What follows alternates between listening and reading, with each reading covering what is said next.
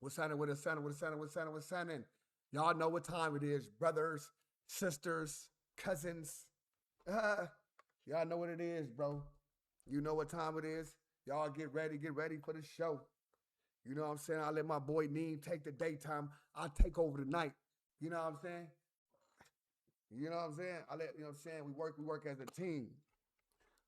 Listen, the nighttime is all me. Wake up.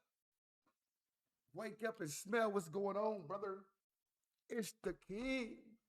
The king's back. Top shelf, you know. I like my beat. Down low. I like my top. Lay back. We got to shut it down some. You know what I'm saying? Don't trip. I'll forget all my lights. By next week, I have all my lights together. You know what I'm saying? What you think about what's going on? Milk 74, Milk 74, Milk 74. Milk 74. How do I sound? Do I sound good? Should I be turned up a little bit? Turn my music up. Turn my music up. Like, what you gonna do? Turn it up. Turn it up some, ODM. You know what I'm saying? It's a little bit. You know what I'm saying? You clear. Oh, for sure. Say that. Shout out my boy Mickey. You know what I'm saying? Shout out to the Twitch side over there doing it up. Shout out to the Twitchers. YouTube, I see y'all popping in. YouTube in the building. Y'all know what time it is. Got my Twitch side, my YouTube side. It's a show. It's a show. Oh, Twitch will look a little bit different. YouTube will look a little bit different. The way I did that because I want to be exclusive on both sides. You know what I'm saying? Twitch got a cleaner look. YouTube got a vertical look. You know how we gonna do this, man. We gonna do it up. We gonna do it clean. Milk 74. We got like 5 minutes. You know what I'm saying? No profanity, no nothing. We gonna make sure I'm like top out real fast. Give me like 5 minutes, man. Nah, you know what? You know what? We're gonna just sit back. We're gonna sit back and we're gonna enjoy serving. I'm gonna break something down. We're gonna talk our stuff. And I'm gonna try not to cuss. First and foremost, how y'all doing out there? All my peoples, where y'all at? Hyde Park, 10th Avenue for sure. ODM, what up, man? What's the deal? You already know. You already know the deal, for sure. Shout out to the real ones. You know what I'm saying? What cities and states y'all out there, man? Y'all cities and states, man. Let me know what cities y'all coming out of, states y'all coming out of. Let me know how y'all coming, where y'all coming from. You know what I'm saying? Because you could be from somewhere, but coming from somewhere else. Come on.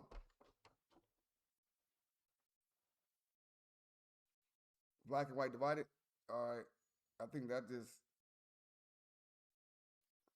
I feel that. I feel the government trying to keep everybody divided.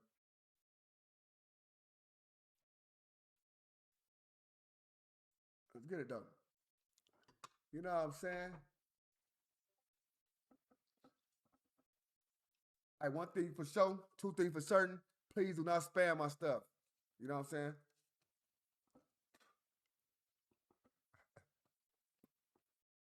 Stack Streamlab head. Oh my God. Yes, sir. Whatever you say, Jay. Whatever you say, brother. Whatever you say. Just know I'm doing both streams. Just don't be mad. Get glad. Get glad I got a bag on both ends.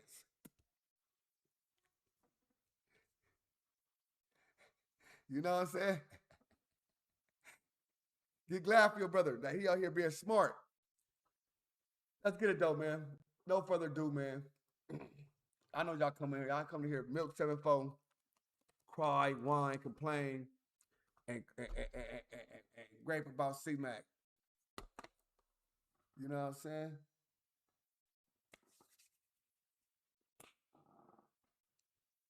Turn my heater on, bro. It's cold in here right now. I gotta get I can't wait till my furniture get here, bro. It'll be cold as hell in here.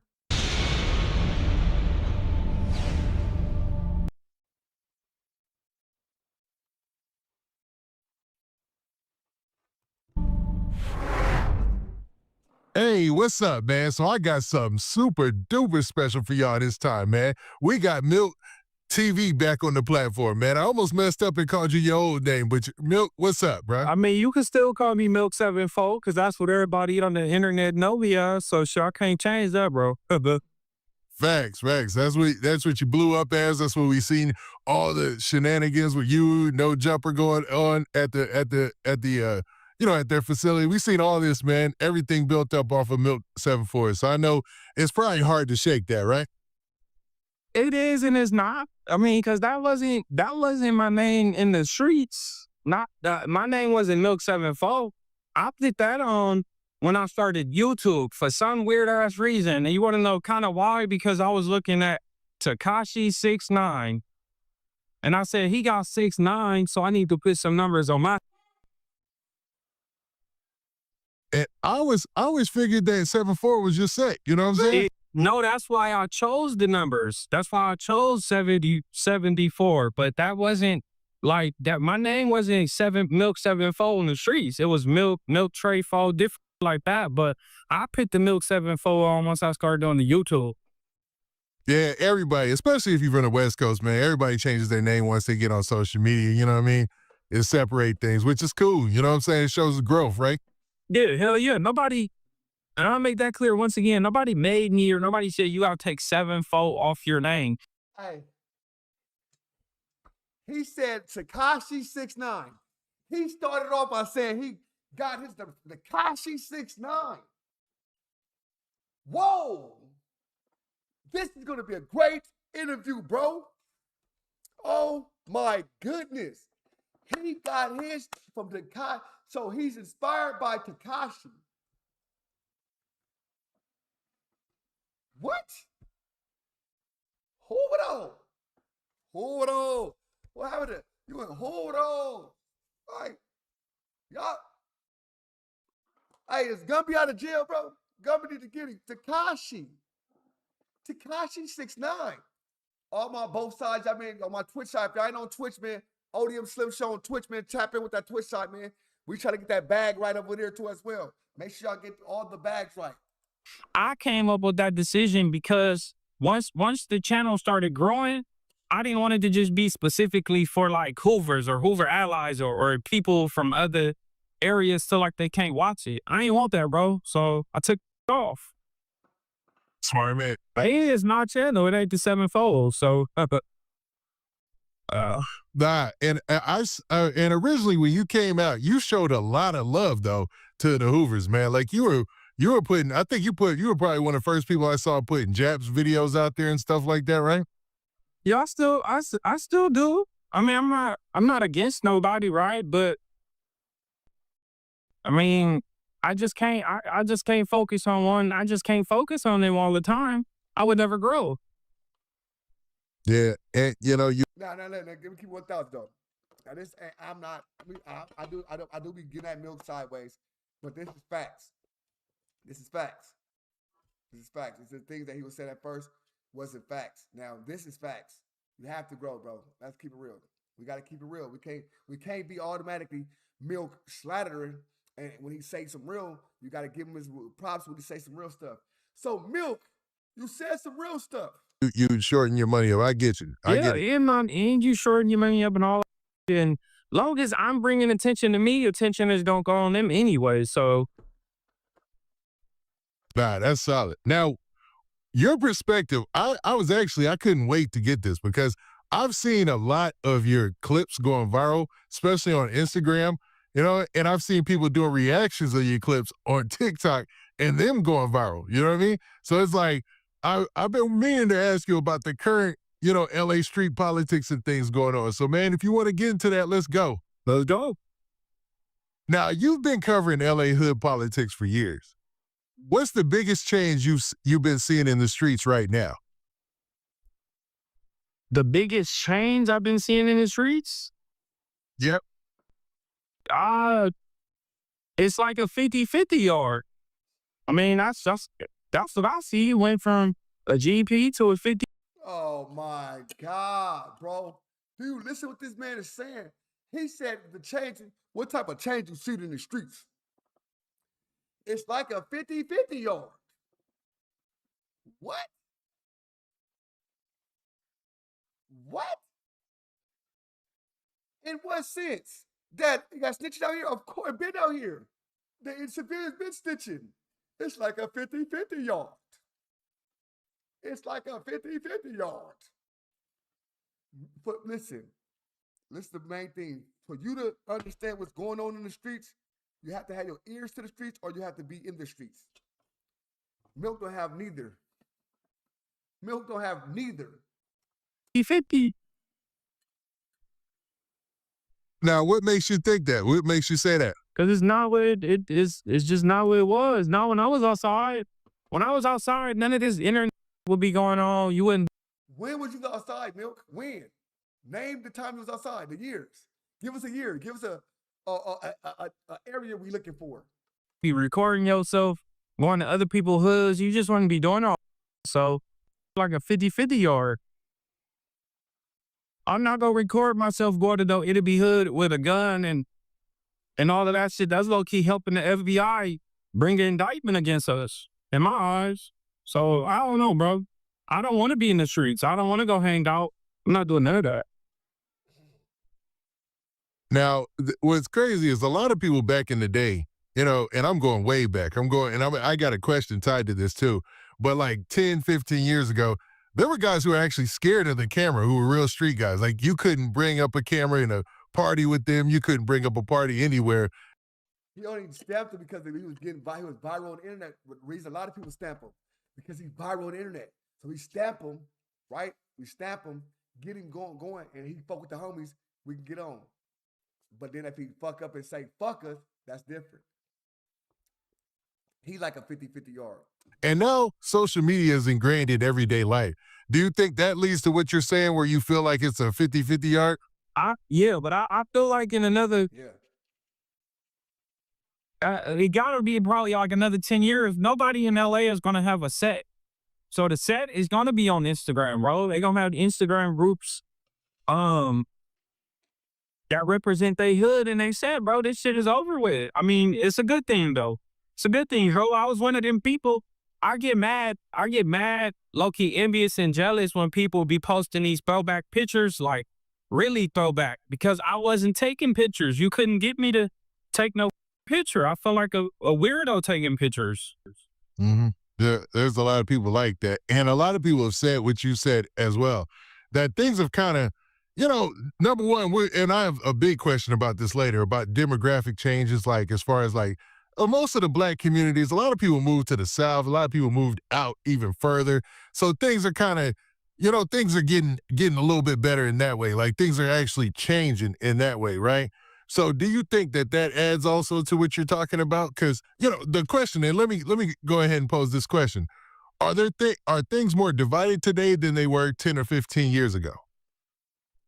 More divided?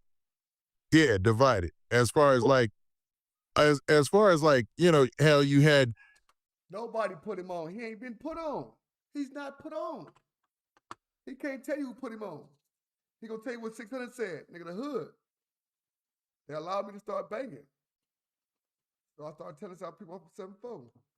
They let me do it when I was drunk around them. So when I went to the county, I started saying this too. I got beat up for it.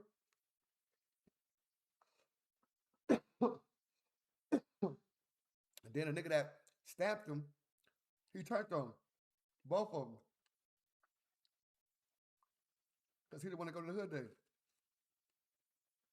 Independent sets covering this neighborhood or whatnot. And now you have that change. You have people who have moved out. For people to come back for the hood days, they usually got to drive into the city to go to a hood day and stuff like that. So are things, and maybe divided is a bad question, a bad word, but like, are things more fragmented now? For certain sections, for certain areas, but you still got a lot of areas that got their community. It's still a lot of people that control their areas, but a lot of these hoods, most of the people in the hood don't live in the hood. They don't. They got to travel. They barely hold on to the hood because they got to travel to get to the hood, right? But it still is a lot of gangs that got control over their hoods.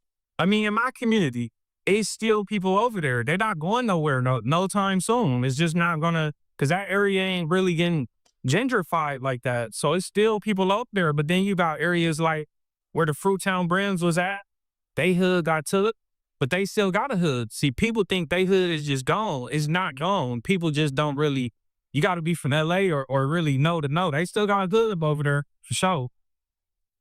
But that's wild, because I talk to a lot of guys from the West Coast and all over, and you know, for LA specifically, there's a whole bunch going on as far as demographic changes and people starting to move out. But you got to understand, it was 50 years ago, it was a demographic change.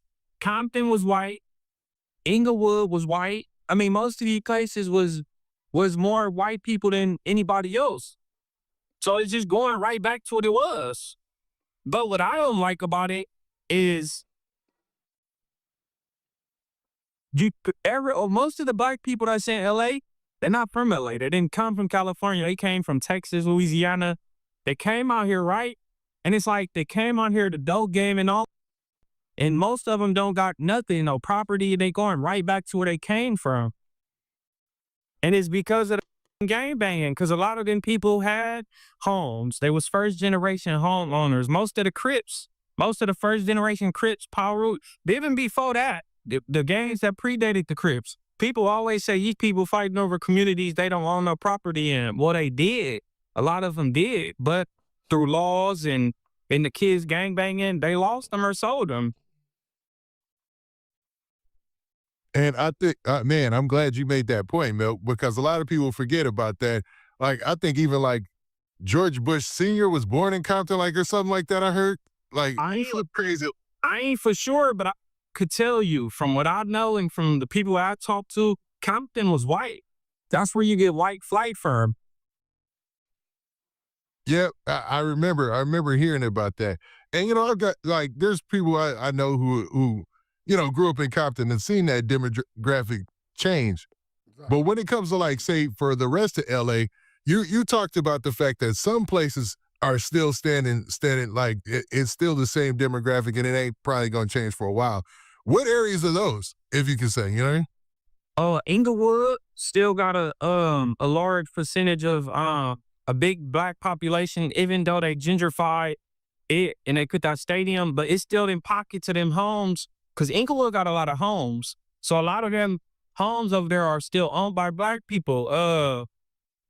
Could say damn near the whole Trey gangsta hood, really. Well, not the whole hood, but most of that over there, even a lot of the retail properties, the shopping centers over there, that is still owned by black people. The Crenshaw district.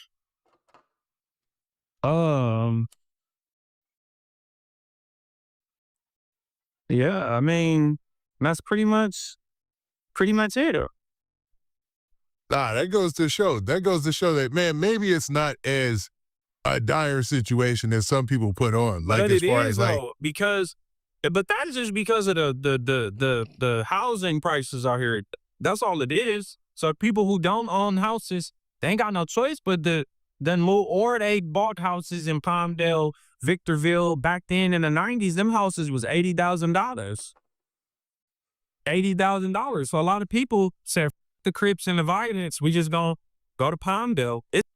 Pretty J, get your ass, go to sleep, go get your ass drunk, girl.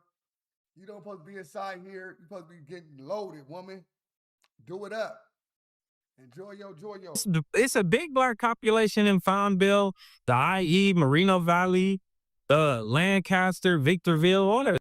Apple Valley, because it's cheaper. Because it's cheaper. Yeah, and You say because it's cheaper. Ain't that obvious? I think that's always been a trend, because, you know, that area has been booming and growing for decades now. Well, But my grandmother owned property on 79th. She bought it in like 1965. Most of the homes over there was bought by black people. Now today, most of them gone because all their kids got it, sold it, lost it, or like they did in Venice, the police came and say you have to sell this because your son is gang banging and like that. That's just a way to get them a burger. Your son gang, but you got to get up out of here. Interesting, man. Now that leads me to some other things that I wanted to ask you about with when it pertains to like LA specifically. Now, this is kind of like a gang culture versus real life type of situation. So you know, keep that in mind when I ask you these questions. So we still see people gangbanging who don't even have money, cars, or stable housing. And you had made that post on social media, right? Yep. Now, why do you think some people stay locked into that lifestyle with nothing to show for it? Because that's how they was raised. That's how, I mean, bro, when I was kind of growing up, it was more just go, you feel me, go gang bang. It wasn't like go get money like other areas. Because you don't get it confused. A lot of areas in LA is known for getting money, right? But it's just certain people, they get raised by these old members who's just worried about going to put in work or going to, you know, in benefit of the set, but you need money to do that. But then once you start getting money, you don't want to do that shit. A lot of gangbangers turn pimps, and then they're not gangbanging like that no more. Cause you can't get money in gangbang. You can, but eventually the two worlds just don't collide, and it's gonna be bad. Either you go get some money and then go get a life sentence, or get some money and get killed. Or all the money is gonna go to lawyer fees. But a lot of you people is up in the head, bro. They're being brought up by people who are just stupid, ignorant, dumb, poverty plagued. But then it's not even their fault. It's their mama's fault. Cause the mama just sat around not doing nothing, and it's horrible, bro. I done seen this shit. It's bad. That's why people leave LA. That's why people don't with a family. That's why they get away from certain and try to do them, because I mean, it's bad, bro. Yeah, because somebody who's just stuck on not doing anything, like developing, trying to get some money, trying to get a career, anything, is just, that could be a drain on you mentally as well, because, you know, those bad habits can be picked up quickly, right? Yeah, of course. I don't want to be around that. But I'm trying to tell you, them kids, they're being groomed. But it's kind of harder, bro. Numbers is They being what? Groomed. What's that? Hold on, what the fuck you say? them, because I mean, it's bad, bro.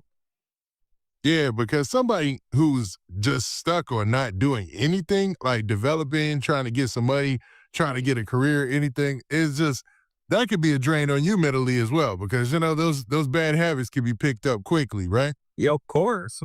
I don't want to be around that. But I'm trying to tell you, them kids, they're being groomed. But it's kind of harder, bro. Numbers is They're being groomed. dropping. Recruitment is dropping. People rather go get life sentences for money these days than gangbang. Now, we've seen several high-profile cases coming out of that area. Do you think the younger generation understands the consequences anymore? Nobody don't give about consequences when you really all sorry like that. Not at their age, because nobody telling them. Nobody telling them. They running free like chickens with their heads cut off for the most part. They don't give a, especially in California right now. If you under 17, you could kill 2 people in one shooting, and you gonna get 4 years. Or he might hold you to you 25 at the most.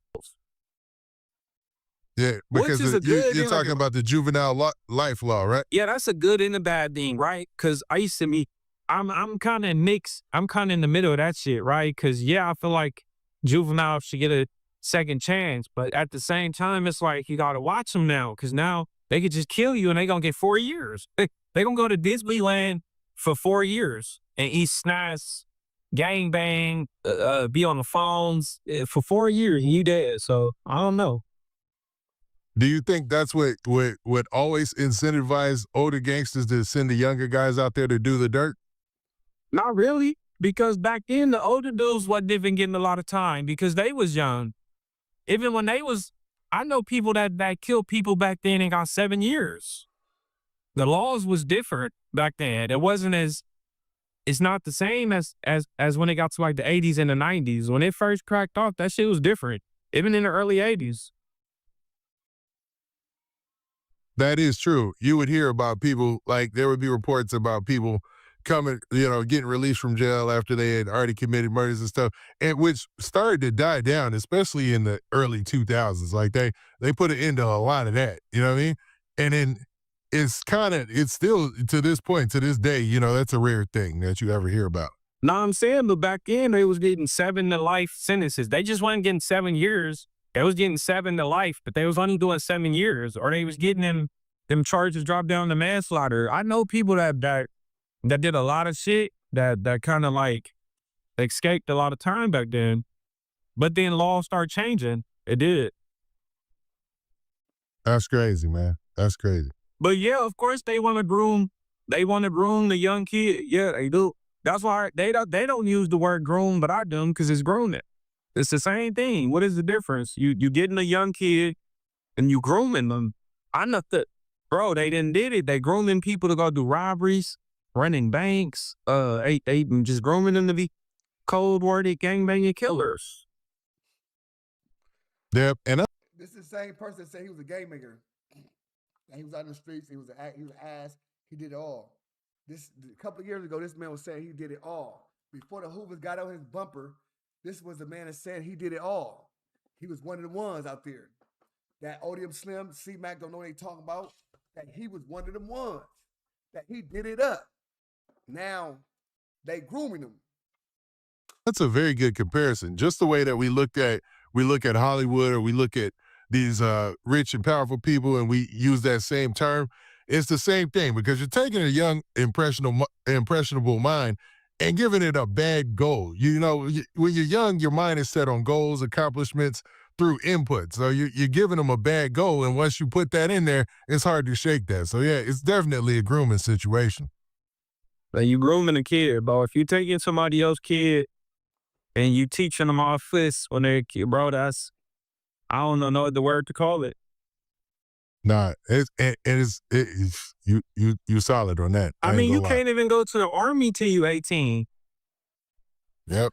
I mean, they start doing little fake cadet classes in like middle school, I think. But, bro, you can't go to the army till you 18. The mafia, you wasn't getting made until you was grown. Like, you was grown-ass man getting made in the mafia. 30 years old, 25 years old. So, yeah. So, Milk, next, I got to ask you about this, and it's gaining national news. In Long Beach, there was another Marathon Burger store opening. Black Sam, carrying on the legacy of Nipsey Hussle, right?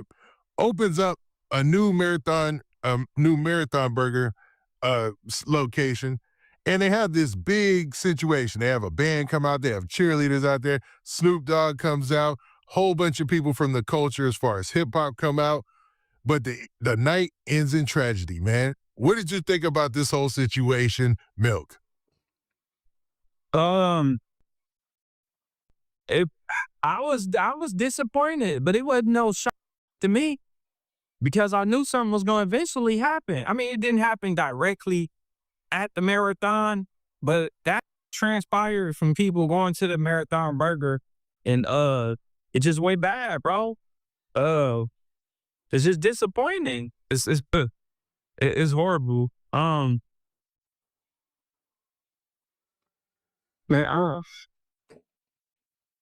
Nah, you're right, man, because it is disappointing. I'll say this much. When I saw your kids, everybody behind that profile on West Side, fuck your mother. The earlier videos, hello? It was a bunch of positive stuff. You saw the radio station was out there. You saw they had the community really out there putting on a show pretty much. Snoop comes out. You had all that. It looked like a positive thing. But once again, you have a situation where a positive turns negative because some people came out there and they were allegedly gangbanging, and they were banging on everybody who showed up. Now, at what point is it, I mean, we kind of have an understanding of how gang culture works or whatever, but is there ever a situation where just etiquette would come into place? Like, hey, man, this is not the place or time. It's supposed to be, yeah, but I just told you these kids is running around like chickens with their heads cut off, bro. And Shoe Dog, he partnered with Black Sam. He just didn't come out. I think he's a business partner. They put some money in on that location, him and his son.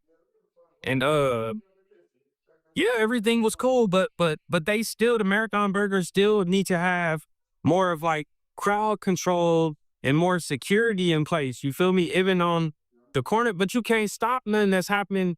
See, I don't know. I feel like this happened somewhere by the Marathon Burger, right? Because why else would Black Sam be like 5 foot away? I mean, 5 feet away from where the gunshots rang got at. You feel me? So he obviously had told somebody to leave or had something like that.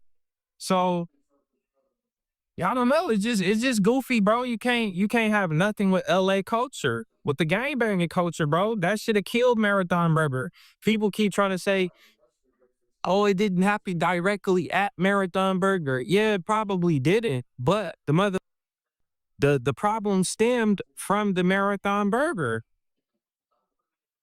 And it puts a stain on it, man. And it will scare potential people from wanting to invest into that franchise. So they got to get together, and they need to, the Marathon Burger need to have a uniform. You feel me? They need to, and if they gonna do these grand openings, they need to have more of like crowd control and security, because the first situation happened at the Melrose location, right? It was just a little whatever situation between Black Sam and that struggling YouTuber.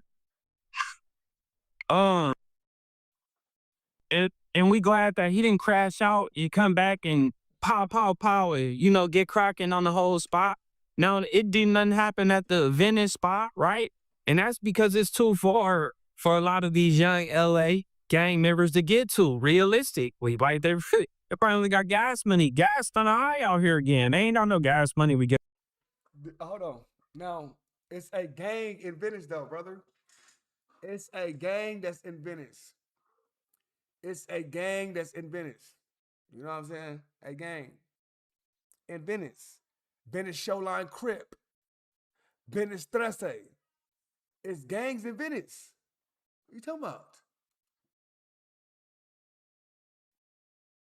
Stop it.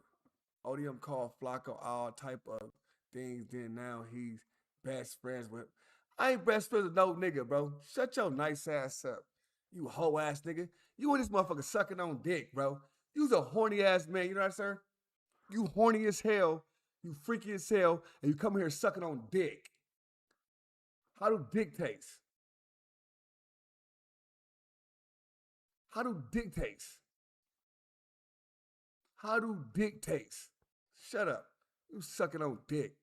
You been in Showline, been dead. No, you sound crazy. Been dead in Venice? Sound crazy as hell, bro. You sound crazy as hell. We fuck with Venice Showlines.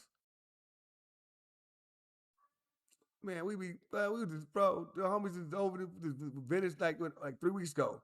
The little homies is over there with them niggas. What are you talking about? Bro, stop it. Sound cool. You know what I'm saying? I fuck with that. It sound cool. There's no gangs in Venice. Over there, or no vehicle like that. A lot of them don't. And then the other one, the truck location in Canoga Park, but who really calling out there, bro? I mean, some LA gangbangers. Now, so do you think it's just a issue with locations, say like the Long Beach location, same as like the other location, I want to say on Melrose, where it's easier for gang members to get there? Well, Melrose is still kind of far for a lot of the LA gang members. And I know that kind of seemed crazy, but it is. And a lot of them LA gang members didn't even know what Melrose and Fairfax was until like the pandemic hit. They didn't. They ain't even know what that shit was. So Melrose is kind of cool. Feel me? It ain't that bad. Like but I'm just saying, when you gonna have these locations in like downtown Long Beach or somewhere, you might got to think about having a bigger crowd control, security, more people enforcing. What city I'm in? You in my city, bro? What city am I in? What city am I in? Let's link up. What city am I in? Link up. What city I'm in, bro? Since you want to stop this so bad, And you want this so much attention, you little whore ass bitch. You want this attention so bad. I don't want to get you out of here. We'll let you live. You want to suck dick so bad. Conversation with Uptown for sure. Salute. You want to glurp, glurp, glurp, glurp, glurp, glurp, glurp, glurp, glurp. You want to glurp, glurp, glurp, glurp, glurp, glurp, glurp, glurp. So bad. What city I'm in, bro? Go ahead. Go ahead. What city I'm in? What city I'm in? You said link up. What city I'm in? What city, brother? What city I'm in, bro? Where I'm at? Where I'm at? Am I in DC? Am I in Maryland? Am I in state of Washington? Am I in Seattle? What city am I in? What the fuck is that?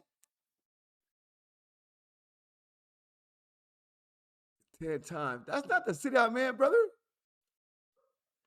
I'm not in that. That's not my city, brother. What the fuck is that? Let me flick that up. Let me see where this is at. I'm gonna look it up for you on the set. Bro, that's not what city I'm in, brother. I own neighborhood Crip, I'm not in that city, stupid. I own neighborhood Crip, I'm not in that city. I own West Side Crip. I am not in that city. I own West Side Crip. I am not in that city. Stop it.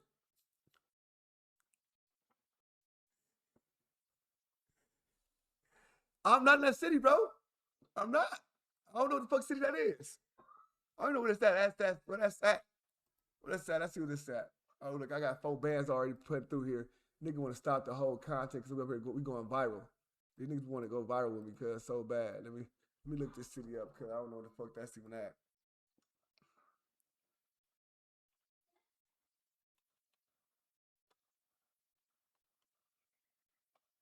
Said what city called again? I don't know what the fuck city he said. I don't fucking say. Let's see what city he said. Let's do that. What city he said again?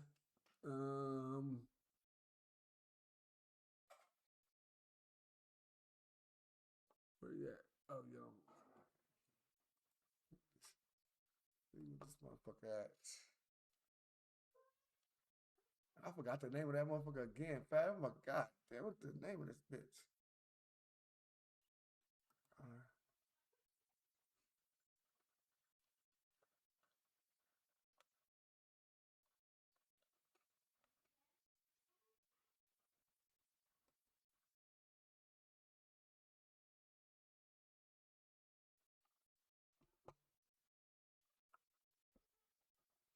What's the map? What the map at?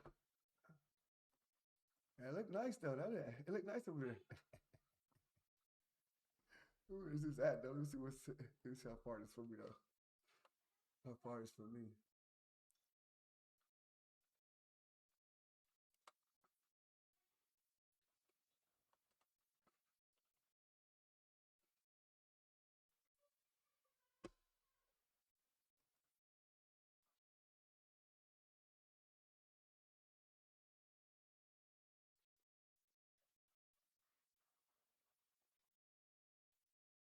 God damn.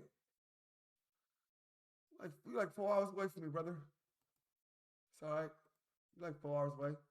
But get closer. Holla at me when you get a little closer. You like 4 hours away, brother. 4 hours and change. Okay, get a little closer, bro. You know, Sam could have the Nation of Islam security with him up there or something, And where you they'll in go Tacoma? talk to the. I'll pull up right now. I'm not in Tacoma. I'm not even Seattle, Tacoma. That's bro, I'm on the east side, nigga. The fuck you talking about, bitch? Get your shit together. Name 30. You could name 30 towns. old G's from each hood and try to, you know, try to stop anything from potentially happening before it happened. But the young gang members, they should know, like, why would you want to go crash out at this? Why? And we've seen some of the fallout on social media. What do you think? Because I saw the video that Poetic Flacco put out, and describing what happened. And it sounded like it just all started with one guy from a gang who kind of was just tripping. And then I stay in Tacoma. Oh my God, I don't stay in Tacoma. Tacoma like 7 hours away from me, cuz. 6 hours away from me, cuz. What the fuck you talking about, stupid? Dumbass? everybody who was with That's him even farther, showed up dummy. later, and that just escalated things, Stupid. man. Yeah, I really don't know what happened. I'm not even gonna lie, but I can imagine that it was somebody from one hood. They went up there with the intent. Yeah, I'm in the exactly. Slim, you in square ass Eastern Washington? For sure. Yes, I am. I bank with Eastern Washington banks. I am an Eastern Washington. I'm an Eastern, brother. I'm out here with all the white people and all the squares. Yes, I am. Yes, I am. I live with the squares. I live with the squares. To start something with somebody from their enemy hood. And that's what happened. And from I try to warn y'all. That nigga Gina, he's a cornball. Cornball. Hey, this for you, brother. from the looks of it, they went bad Just for that crucified your individual. And you know, that's sad and it's very unfortunate. But shit, that's what happens, bro. So somebody went up there. They went up there. You obviously was trying to get into something and shots went off and somebody died. Somebody got shot. I thought somebody got stabbed because that's what I heard, but I don't think nobody got stabbed. Yeah, it was reported, by the news that several people were shot. Hey, listen. Hey, niggas want you to do bad so much bad. You know what I'm saying? Listen. You see, this page alone do 1 million views by itself. My new page. Y'all want somebody to beat something so bad, y'all. Listen, we gonna talk about milk. We gonna let it talk about milk, and once they got in line, we gonna let these niggas go. We done talking to these motherfuckers, trying to disrespect the content, trying to get motherfuckers to talk to them. We killing them out. Hey, where my nigga Dre at? Dre in here? Hey, Dre here? Hey, my mods. Listen, cuz. Niggas in here doing too much goofy shit. Just get them out of here. Time them out. At least give them the first, give them a 5-10 minute one. After that, give them a 30-minute one. They keep coming in here, boom, get them out of here forever. Fuck them. Just don't block them. On the head homies. Fuck these niggas. You know what I'm saying? These niggas want to talk to you. You know what I'm saying? We these niggas fucking up the content, bro. We ain't got time for these niggas fucking up the content. I ain't got time for these weird ass niggas in here tonight. And one person was deceased, right? Yep. That's crazy, bro. But they never showed who got shot, or they never like released no never released like no names and then like that, yeah. Or nothing like that, I don't think. There's been videos on social media of one guy saying that he was one of the people who ended up getting grazed in the head. But I don't know if he was really one of the victims or not. I didn't know. I didn't see. Hey, listen. The area we in, bro, you don't let people know who around you. I'm in Idaho. Brother. I'm in fucking Idaho. Where it's white women and all nigga forms. Fuck it. I'm in a cornfield, nigga. You niggas is cornballs, though. I'm in a cornfield, but you niggas is cornballs. I didn't see where he said that he got shot up there. You talking about Treyway 7. I seen videos floating around where they saying Waster 7 said he got grazed at the Marathon Burger, but I seen him post a video, but I haven't seen him say that it happened at the Marathon Burger. So I really don't know. Okay. But that's possible. It is possible. Now, do incidents like this hurt the legacy of what Nipsey Hussle was trying to build? Hell no. It just what I'm just saying. No, bro, it's hillside, all type of shit. Watch it, bro. Yeah, and I will be this summer vlogging all that type of shit. I'll be vlogging all that type of hillside, the Hoovers. I got different people in Seattle, in Tacoma, both sides. I got that coming this summer on my vlogging page. I'll be vlogging on my my vlog page on my Twitch. I'm be doing other shit like the sneaker cons and all that type of shit all this year. So Make sure y'all, yeah, man, listen. A nigga can say, hey, listen, I don't give a fuck about gangster and not that. Brother, you still think about who gangster, who not gangster, all that shit, niggas, is out the window, bro. I'm tired of niggas thinking, listen, you niggas can be the biggest, baddest motherfuckers in this earth. Y'all can be that shit till you 90. Have fun. Enjoy your life, nigga. Enjoy your life, nigga. I bet a nigga won't play with me. I bet a nigga won't play with me in my face. That's all that matters. Come my face and play that game and watch your ass be a goofball. I'm gonna poof your stupid ass. I'm gonna poof your stupid ass. Poof. They go to car. Poof. They go to crib. Poof. 100 mil. David Copperfield. Poof. It's gonna hurt like potential, investors. See, Snoop Dogg was invested in that one, but that's Snoop Dogg. What about other people? You feel me? You'll have people scared or and it's just dangerous, that these little gang members. Oh, why would you want to come up? Dog, so it got a gauge on it. So this right here, that's why I'm getting another one for the body on Monday. But it got a gauge on it. So if I do a loud sound, it's gonna shut out. So yeah, so I do it on purpose. Poof, and make it type shit. Yeah, I know.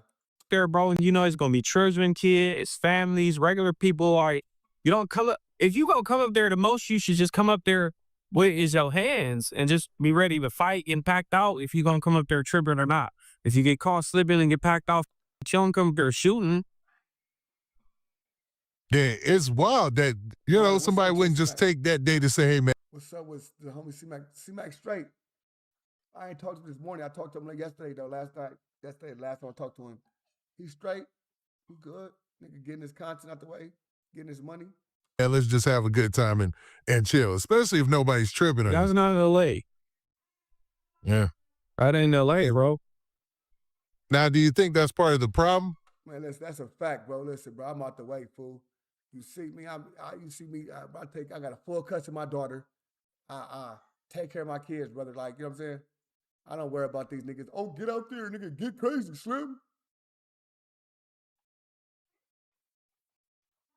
I bet. Go get dumb so I want to see you in jail so I can clown on your ass. I bet. I know what you want.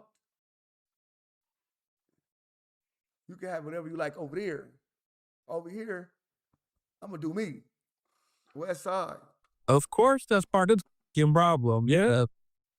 Yeah. Can't you? Clubs get shut down for shit like that. Yeah. And I've been hearing that's why they can't have a club right now. Any prominent hip hop club that's really going because it's been a lot, Yeah, you can't. Man, clubs will get shut down for shit like that. Multiple shootings or shootings where people is getting killed like that left and right. But, that was only the first situation and hopefully it's the last. But that's just crazy. I don't know what would make them in and try to do that, bro. And they know it's going to be some type of police presence. You in downtown Long Beach, so I'm pretty sure there's cameras everywhere. They probably... My nigga, newborn TV in the building. Got my young nigga, man. My young nigga making it happen. My nigga, shout out newborn T Bizzle. Off the hizzle for shizzle, my nizzle. T Bizzle. Shout out my boy, my newborn. I be putting my little homie on, bro. I keep my little homie on, bro. I keep my little homie stuck. My little homie be so excited. I'm so excited. And I just can't hide it. He be excited. He be so excited. He be like, oh, I got this going on. Not releasing footage or they got some type of footage besides all on TikTok. I don't know. Yeah, it's a shame. You hate to see stuff like that because, the intentions were good. You could tell everybody's intentions were good. Nobody wants a situation like that to end as a tragedy. But then you also have several people who were agitators, man. Because I seen another video of a guy, I guess his name is TF Third or something like that. Yeah. He's a rapper as well. And it looked like somebody was actually trying to get him to fight and he was just chilling with his girl. I seen that video. That was the That was the goofy, struggling YouTuber. What we gonna call him? Zesty Trapper. He like this struggling YouTuber who claimed like he from the Crenshaw district. He faked like he from 60s. He was in Atlanta. You know, he got exposed for being on Grindr. Y'all for real. And you know, he think because he know martial arts, like what he fake act like he know martial arts or something, that he could just I guess pick on anybody or something. You know, I don't know what Tab Third was doing, but maybe Tab Third wasn't trying to do that there. It seemed like, looking at the video, it looked like he was chilling with his girl, man. It looked like him and his girl was just chilling. Like, at some point, like,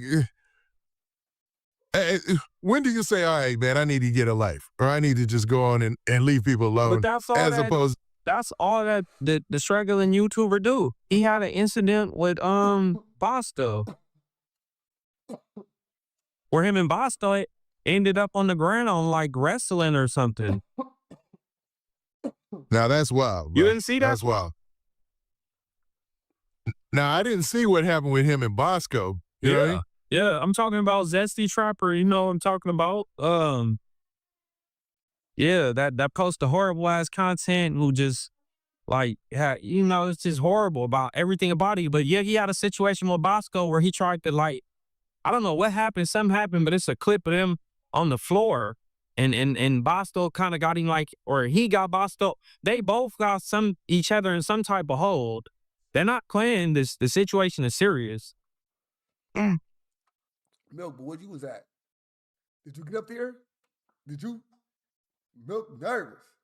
He wouldn't even be in the same room as Bosco. Milky Boy is crazy. Shout out to all the lokes for sure. Slim Live Large. Salute, man. But man, listen, bro. I walk around here with my chest like I'm regular. I walk around like I am him. I talk to people. I interact with the community. I am in love by my community. I donate to my community off back already. You know what I'm saying? Leave me alone. These bitches better leave me alone. Better leave me alone. Right, crazy, man. So in that situation, this is kind of like a who was the other guy that used to do that? G. Gaston or whatever his name is. Is that the guy who would go around? Gilligan Mo Gaston, G-Bo Gaston, like the tour. Yeah, he used to go around and kind of, you know, taunt people too, right? Nah, but he was doing way, way worse of shit. Zesty Trapper just playing because he think he know martial arts. But if you keep saying you know martial arts, then I mean if you know martial arts and I don't, and if I pop your ass, then you know what he gonna do, right? Because you're a trained martial art. Your hands is fake, registered, so you think you're gonna be knowing martial arts just picking on anybody? But nah, GB Afghanistan and the other dude that he was with at first, Black Boy, the Taker. Oh yeah, they were doing some whole. They was burning people dead on these shirts, going to put their picture on shirts, burning them, going to grave sites. And Black Boy ended up losing his life, which was crazy, man. Yeah, he got cooked out there in Lawndale or Linwood. I think Lawndale. Yeah, I want to say it was Linwood, I believe. You know what I mean? Yeah, one of those. It was Linwood or Lawndale. He got smoked out there sitting in the car, but he was doing a lot. He was doing a lot. Crazy, man. Well, man, as far as Nipsey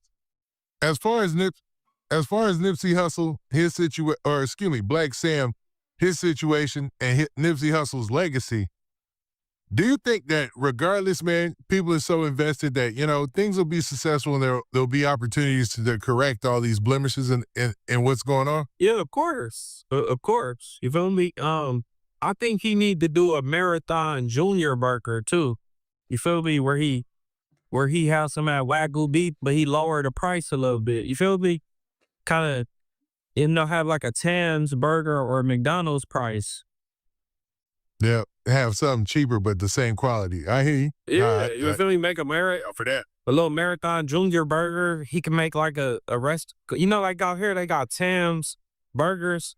Then they got Tim's Junior. Tim's Burger Junior. Like it's just like the small. It's just like the baby Marathon burger. But yeah, no, hell no, that ain't really gonna stop nothing, right? But it's just bad, you know, because it has certain people not want to go. It'll start being like the Martin Luther King parade in LA, bro. Unfortunately. Yeah, they used to have the Black Family Reunion too. That's decades ago, right? He waited for him to. That's probably Han. I ain't heard about that. He wants for him to say something about that. Unfortunately, it's like the Martin Luther King Day parade. What did that have to do with it? Well, yeah, that's long time ago. But yeah, same situation. You know, it's just sad, man. Yeah, it just that's it for me, bro. That's why I don't go like that. Like for what? It don't make no sense for me to go. And I know it's gonna happen. Like, you feel me? Just certain locations, because certain people don't be giving, bro. They'll crash out. They'll do that. It's just bad, bro. But all bad. So in other words, he's saying he don't go do nothing. I'll go outside because it's all bad out there. It's all bad outside. You know what I'm saying? It's a bad thing outside. That's why, but these people in these hoods who claim they got the rank and who claim that the big homies need to start, let them know. Don't do nothing at these type of events, especially, you know, you're doing this at somebody's business at their grand opening. Like, y'all should be able to control y'all. So my mic, listen, bro, I be turning it up, but then if I turn it up, my mic be tripping. It start twitching. It's because I got the what's called on. I got the hold on, let me take that off right quick. Take these off first. Just take my mic lower. What about now? Let me see. My shit's still on. Yo. That's too loud though, man. My shit gonna be peaking, though. See, that's just live, bro, because my regular videos, it's fuck my videos up. That nigga is not hood. Stop it. Milk is not hood at all, brother. Stop it. if you're gonna do something, wait till they get far from here. Follow them. I don't know, but don't do it here. Yeah, you would think that they would have the power to make that kind of call for something like that, but like I've been talking to several people who talk about that, and it's like, you kind of on your own doing your own thing. So when you have a situation where people are on their own doing their own thing, they're gonna make mistakes and do crazy stuff, right? No. Yeah, but not all. I mean, they running around with chickens with they. This is Robert. His name is Robert. This is his birth certificate. Say Robert. This is Robert. They head off to a certain degree. They still got some type of situation going on. Believe that. They not just running around fully with their head cut off, but still it's not, obviously they're not being structured right, because they're crashing out. All right, let's see this, man. Every time Milk said something. Milk said you ODM. Milk said this ODM. Let's see something.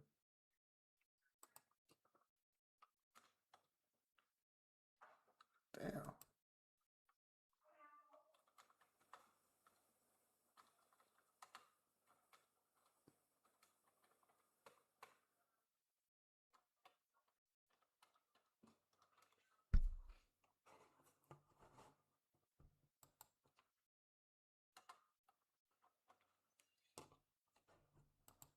I'll bring this up.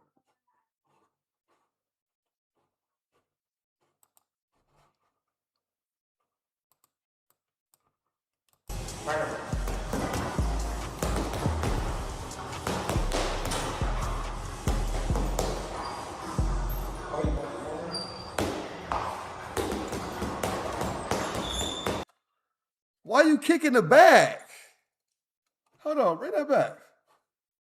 Bring that back. When I first see this out there and it fell out. Let's stretch this out a little bit.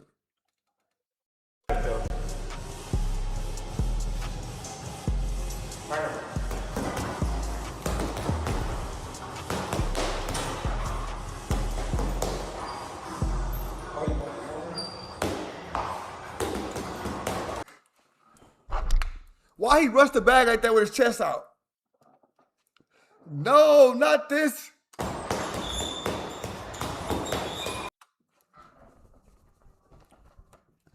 No, not Milky.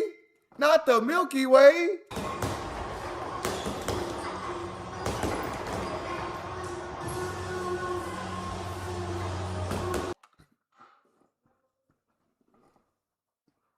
Stop it. Look, the bag firing back. He's scared of the bag. That nigga jumped back from the bag. Come on, bro. Stop. You said milk, bro. Come on, bro. I ain't worried about nothing Milk saying, bro. This milk 7-4. You talking about? Milky? Come on, bro. All right, come on, bro. Bring somebody else that's got a little more challenge than Milk. Like, come on, bro. Milk? Not Milk.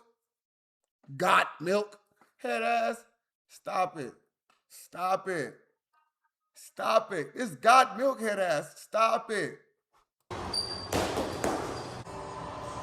Look, this video is only 45 seconds. He had to cut, get a towel, put a towel on, and make another part of the video, make it longer.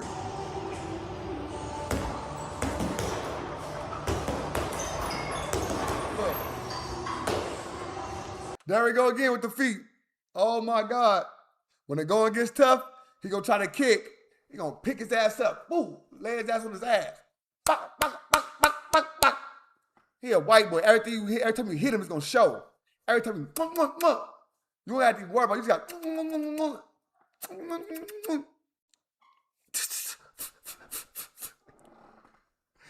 Oh, come on, Milky. I wouldn't even fight Milky, man. Oh my God, get him out of here. Fuck your mama. Fuck your dead homies. Fuck everything you stand for.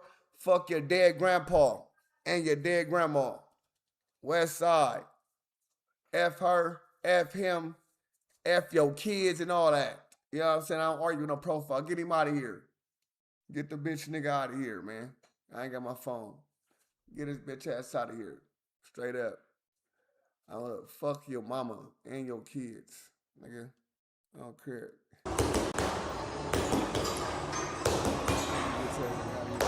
No dissing hoods here, bro.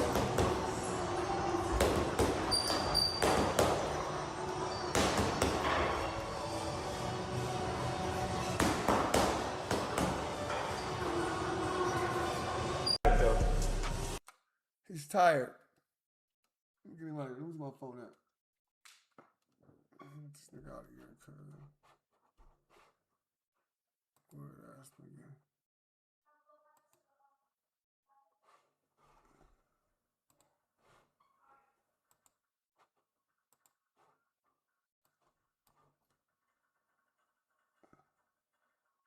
No, we getting him out of here, cuz. I don't care. Get cuz out of here. Fuck deleting it. You gotta go. Cuz ain't welcome on West Side. Get bitch out of here. Who's the crib? You're not welcome here, nigga. West Side. Let's get it. Milk. I ain't worried about Milk. No, like, if you know you gonna if you know your intention is to don't pull out the gun and do something, why would you go there? Why would you go to a parking lot where cameras at?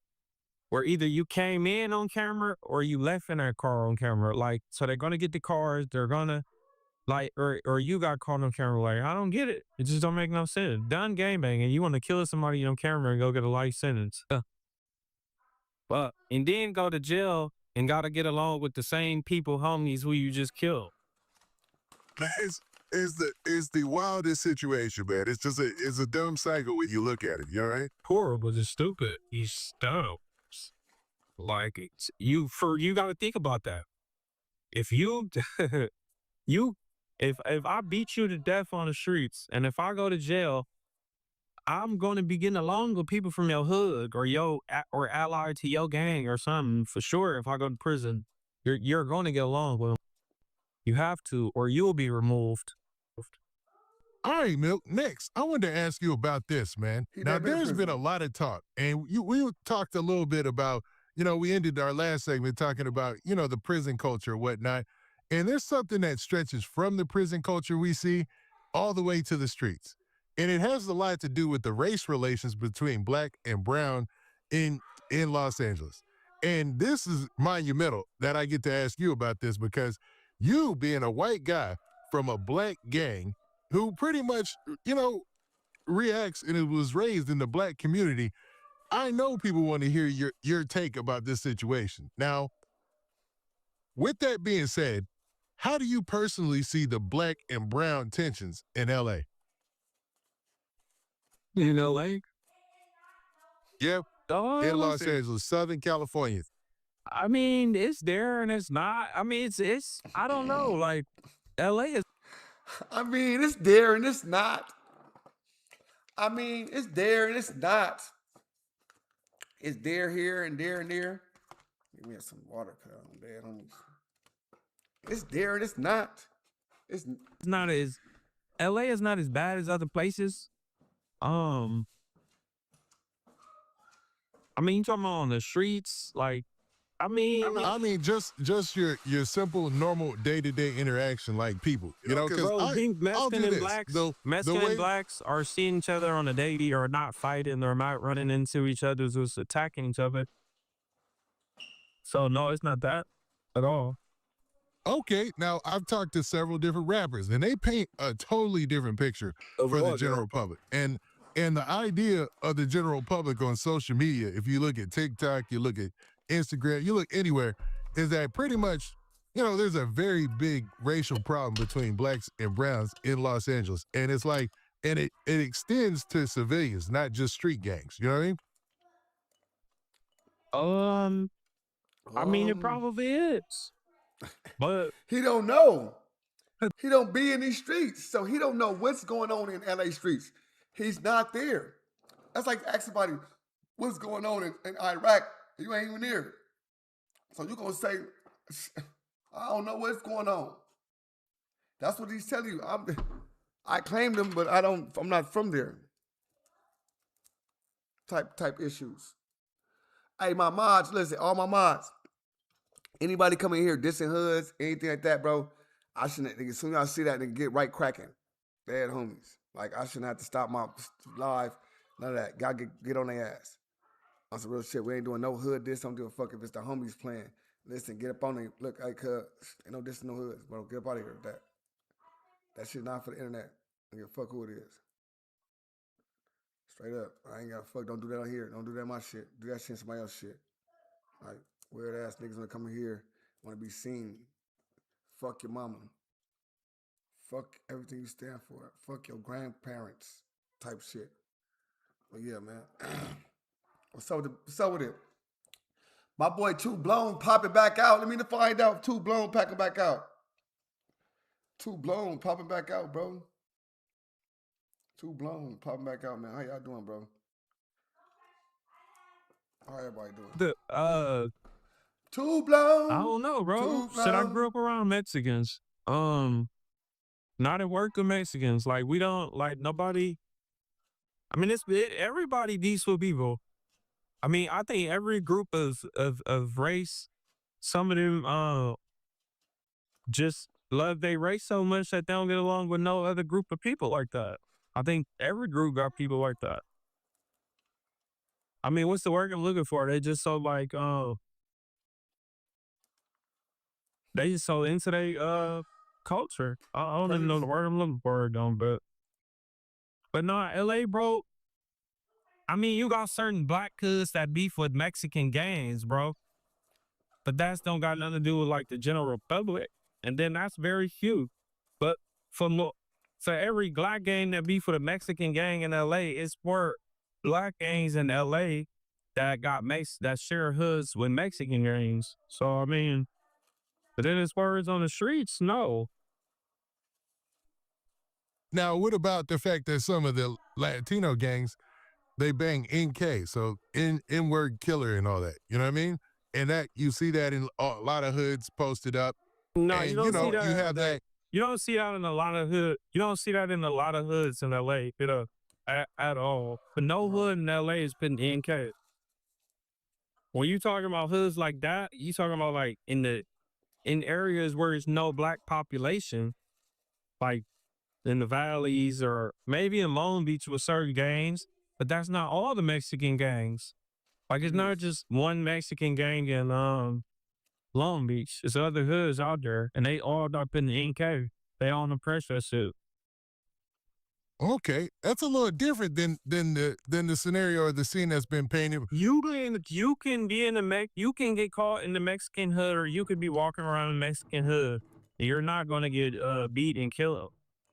It just depends which one you go to. Like if they have beef with a black hood and you look like a gangbanger or something, or you are in my daughter or something, you know, it might go different to him. Interesting. Now that's very different than what I've been, a lot of people been going viral for and talking about lately. Now, why do you think that race relations between black and Mexican gangs have gotten so bad in certain areas? I don't know, or I'm not outside, but like I just told you, for it's not even like a lot of black hoods and Mexican hoods in LA are not beefing. It's a few. That's a few, but it's more hoods that's getting along and coexisting.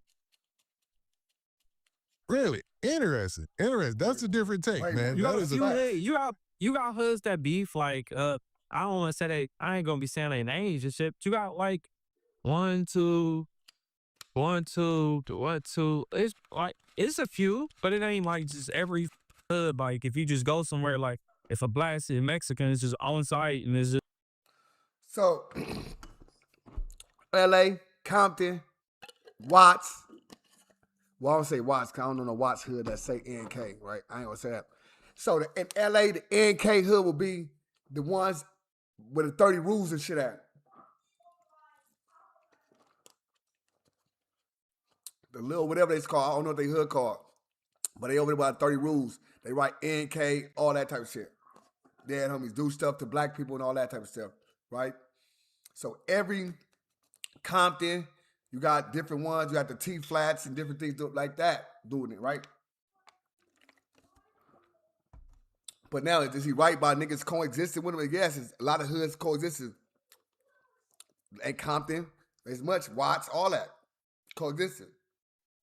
And 9 times out of 10, that same hood that niggas that they say NK to, it's a black hood probably clicked up or cool with another gang that beef with them, and they both beefing with the same Mexican gang. Type shit. Okay. Some places, not all places. Not all places. I'm just saying some. It's like that. No, it ain't for no Northern Killer, bro. It's not for no fucking Northern Killer, bro. How you talking Northern Killer, bro? You put a Northern Killer, bro. You ain't even beef with them like that. You ain't beef with no goddamn Northerners. How the fuck you talking NK for Northern Killer because of that? Because they got them Northerners there. You got them Northerners right here. How you writing that shit on the wall telling us for Northerners? That shit sound crazy.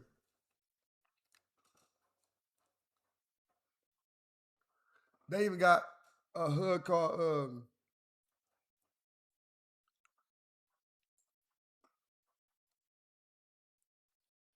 but this shit been LA been fucked up. LA a fucked up place to grow up at. Cause you got people that you know what I'm saying? Do it up. On the set. Do it up. It's LA, Compton. You know what I'm saying? You got Southside Grapes though. And the Grape Street Watts. They close knitted. You know what I'm saying? You got damn it, a lot of hoods is in a gang of different hoods. The reason a lot of these hoods are beefing because they was once close and tight and they probably something happened to where they fell out. That's a fact. That's why they be beefing so hard because they know each other and they've been growing with each other their whole life. These the same Mexicans, these same blacks they went to school with, same Mexicans and blacks they live next door to, same Mexican blacks that they mom and dad talk to, they mom and dad. So this is the same shit that's going on. So that's why the beef was so hard, because when people died, it was like, nigga, Woo died. You know? Milk ain't Hoover, ain't he? No, he's not. just kill Not each even other on allegedly. site type. Nothing about that. No. too many. I mean, you know how many Blaxicans it is in LA? Yeah, a different picture has been painted definitely on social media. You know what I mean? I'm gonna keep it real. That's from gangbangers. That's from gangbangers probably. I mean, gangbangers feel a certain a different way probably, but we talking about like the general. I mean, you know, it's probably going on. You know, you hear about that goes on in workplaces allegedly between these two groups, but I don't know. That's a big one because there was a huge lawsuit about, you know, one of the biggest discrimination cases in the country was in Los Angeles. Yeah, and it had racial implications too, you know, and I don't want to get too far into it, but that's just more people are like, if I get in, I'm going to get my people in, or I'm going to get my cousin in, or something like that. And then we going to go from there. So, I mean, people can't be mad at that. They just got to work harder because a lot of people do that. yeah, that's interesting, man. I mean, it's like, right. But if you ain't on your and if you ain't getting these manager positions and these super advisor positions and where you in a position to hire, or if you ain't got no shit like that going on, then you know it's a dog-eat-dog world. Survival. Definitely. And somebody's going to definitely take care of the people that they're closest to, is what you're saying. Of course. I mean, that's how it's supposed to go, right? Like, I guess. I mean, but back to that, I mean, I really don't know. Like I said, it is little, you know, you got certain people bold, but that's on every side of the fence, right? And then LA is not as bad as like certain parts of Long Beach. It's not even all of Long Beach. Now listen very carefully. Milk 74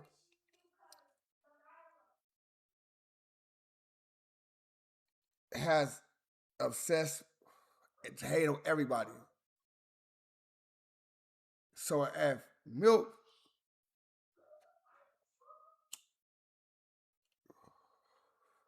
can critique anybody, say whatever he wants about anybody, somebody can say something about Milk, bro. Now if you want to suck on Milk crotch, you can go ahead and suck it. I'm not worried about you sucking on his crotch. You can get them comments, talk the way you want to talk, enjoy yourself in them comments, bro. I'm going to still do the content and talk crazy.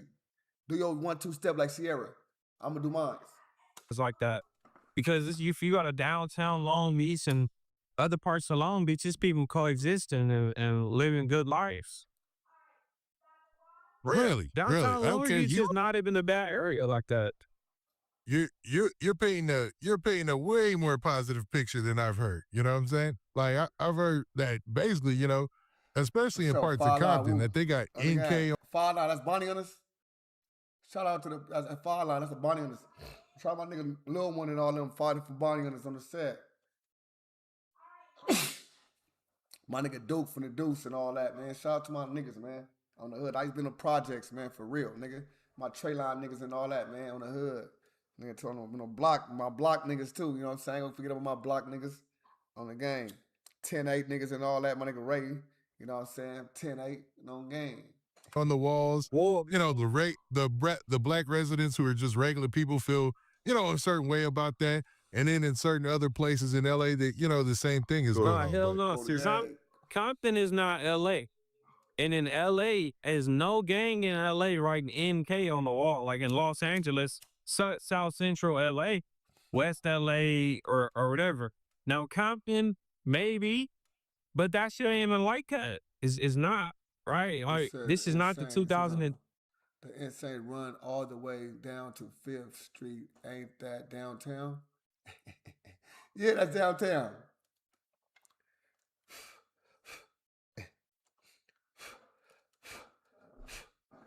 Part of Korea. So the 20s got Koreatown, which is the 10th Street. The 20s on 10th. So 10th, we're dime block, you know what I'm saying? So as the 20s on 10th Street, the Insane's on 5th. You know? The 20s on 10th. 10 is like that. But Compton, that shit, you know, that's, I don't know, bro. That's Compton. Compton ain't LA. We separate all that shit. Long Beach is Long Beach.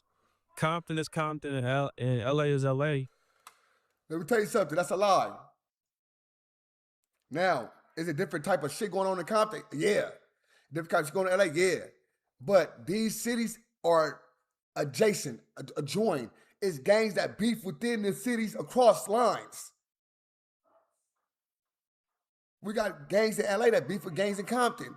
We got gangs in Compton, beef with gangs in Watts. We got gangs in Long Beach, beef with gangs in Carson and Compton. So don't believe that. Don't believe that. Don't believe that. You know what I'm saying? We adjacent. Now it's different shit going on in these cities for sure. That's 100% fact. But these cities do cross paths like a motherfucker. It's like you know these niggas. You go to jail, you meet all the Compton niggas. Especially as young niggas, you meet all the niggas that's with the shit from these Compton hoods. So when you get to prison, guess who is right there with you niggas? The same Compton niggas. On game. You know what I'm saying? Soldiers is soldiers, bro. You gonna see them coming through. Trust me, don't let niggas say that. Oh, it's totally different things going. The niggas don't, nah, bro. Nope, nigga. It's niggas in Compton, beef with niggas in Northside, Long Beach. It's niggas in Northside, Long Beach, beef with niggas in Carson. It's niggas in motherfucking nigga Watts, beef with Compton hoods. Compton hoods, beef with LA hoods. It don't fucking matter. Cause the city lines is this thin. It's one block that says Okay, and then the people that was doing Compton, that. California, Willowbrook, boom, we were just in Watts. Now we in Compton. Now these gangs are right here. They beefing. They right across the street from each other. Okay, so yeah. But the people that's doing that, them are gangbangers. So, you know, I don't know. Yeah, that is crazy. Listen, hold on. You said if you said so unless you beef with other cities, then you don't got your head in the politics. No, you don't keep your head in people politics, period, but you understand the politics because you can get caught in these areas. You need to know what you wearing, how you offending this gang over here, because if I see I'm just walking around and it's like, oh, I ain't from Compton, so I'm wearing these colors because I want to wear these colors, or rocking this hat because I want to rock this hat, and it means something else in Compton. This hat means neighborhood Crip in LA, but out here it means nutty block. And I'm up here thinking this is regular. Niggas want to blow my head off. Nigga from nutty, nigga. I'm just like, nigga, what? Nigga. So you have to know what the politics is. You have to know what's going on. Because if you don't, you'll get your head blown the fuck off. That's a fact. It's a fucking fact. So you got to know what the fuck going on at all times, all around you. But you don't get in their politics as well, as in saying, oh, that nigga had something happen to that nigga over there. Oh, damn, that was fucked up. Hey, that nigga shouldn't have did that. And you go, hey, bring the way up. No, we don't get in. That's overstepping our boundaries. But understand, oh yeah, cuz is all bad over there. Cuz they say cuz X'd out over there. Cuz can't come over here. We have to know the politics. Cuz can't come hanging over here because he X'd out over there. Nigga, that's how we know not to let niggas come over here and hang in our hood. That's fucked up. That's weird. That's doing weird shit. Because we understand that he was fucked up over there. Fuck that.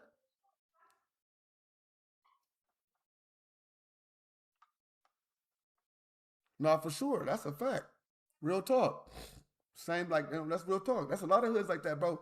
The hat game is not that many different things you can wear. You know what I'm saying? So when certain people in different cities show you different shit, you'll catch an insane nigga with the Chicago C hat, but you'll see a nigga from Compton and see that C hat and think about the power rules. Campanella or something. You'll think about something like that, bro. You know what I'm saying? So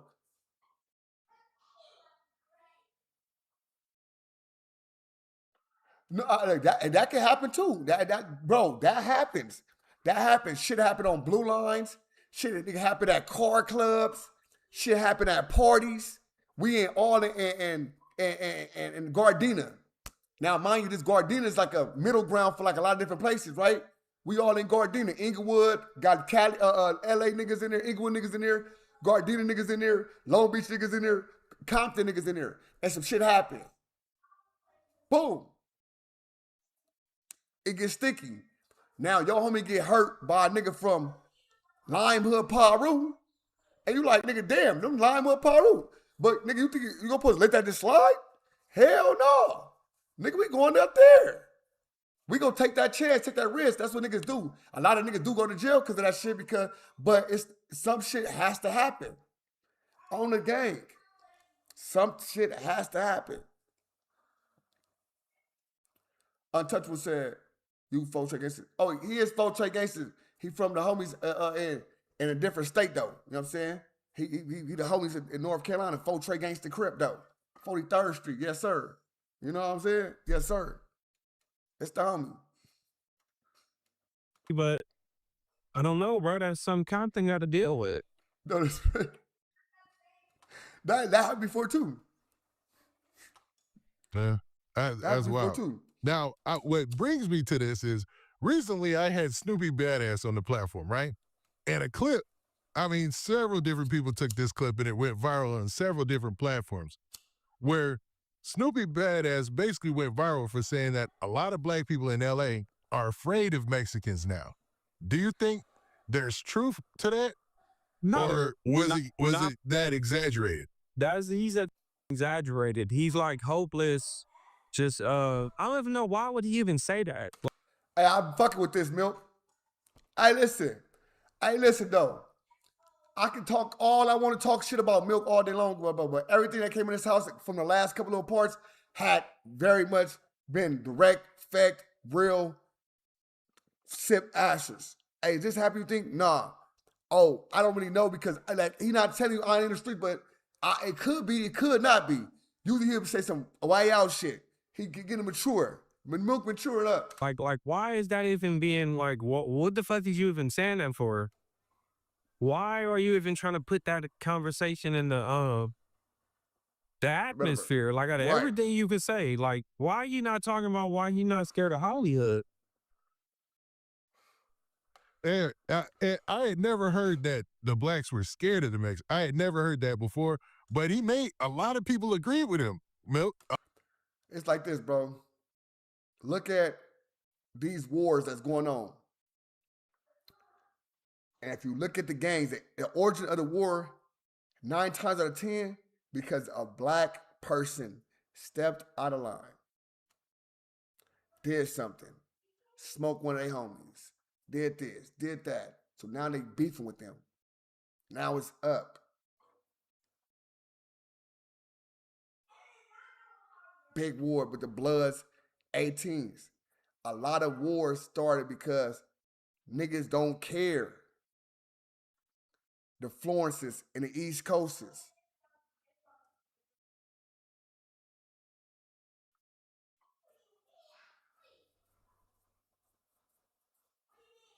You know what I'm saying? He's saying, you know what I'm saying? That just, when, they took, wait, they even gave an ultimatum. They say, bro, can y'all give it back? They say, hey, no, we good. We ain't giving nothing back. Y'all can keep this. Give us this back. They wanted it before the war started, bro. Not saying they was nervous or scared, but these are just facts. That don't show scariness. It may show ignorancy. It may show ignorance and fuck. But it don't show scariness. That's a fact. A lot of wars started when you know what I'm saying? And not saying they push back, not saying they come back and they thing. Because they would. They not no scary motherfuckers. They're not scary. Straight up. But to say that niggas are scared, I ain't never been scared of nothing in my life, brother. On my kids. I'm the ignorant nigga that, nigga, you at y'all over here chilling in the hood. Hey, get it to the, y'all talking in the hood. I'm whacking y'all shit out on purpose. Playing with it. Play with it if you want to. Anybody. We ain't sharing hood with nobody. And it was like that. But to say somebody's scared is not facts. Now, the saying that when they clash, it be big shit going to war, of course.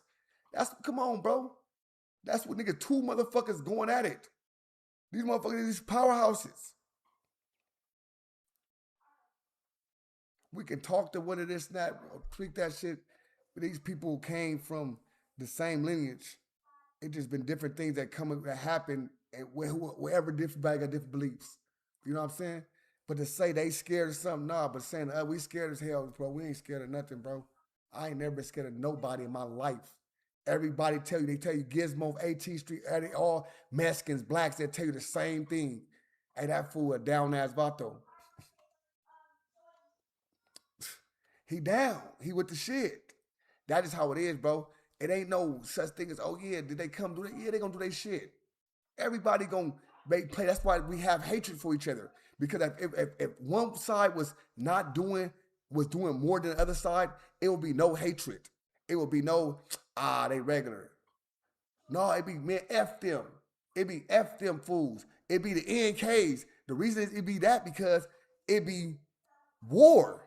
It be cracking. It be getting right to it. That's what y'all gotta understand. They ain't not putting no NK because it's cool.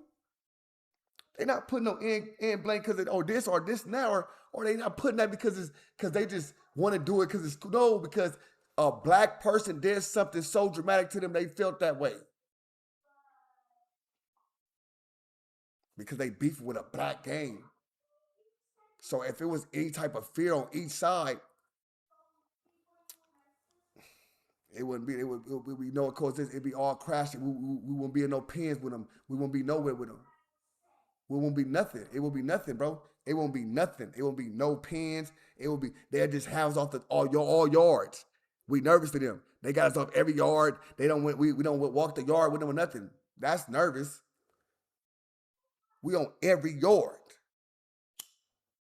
Even the bad ones. Even if it's a bad thing, but they on all the yards. And they over there with them, just like everybody else, because everybody, we human, bro. We all bleed the same shit. I'm talking about a lot of people agree with that. Some of them were gang members. Others were, people who were, I don't know, regular civilian. They were just, it was a mix of different people. Well, so I don't give. Pappy rolling, man. Shalom. Shalom to my king, to the king. Pappy rolling, brother. Shout out to Pappy rolling. You know what I'm saying? Shout out to my boy Pappy rolling. Let me say something, man. This really my dog right here, bro. Every time I see this nigga, I be so proud. He a father, super father, bro. Super father, bro. Be on his top of his, he a soldier for the Lord. That's my boy. I just seen, bro, nigga, give me some years. Give me some hard years, like 5 good years, 6 good years of his life, bro. Nigga, we was in the trenches. You know what I'm saying? Cub, battle tested with your boy. That's why a nigga can say what they want, nigga. These niggas like this nigga right here can tell you how I'm really coming. All right.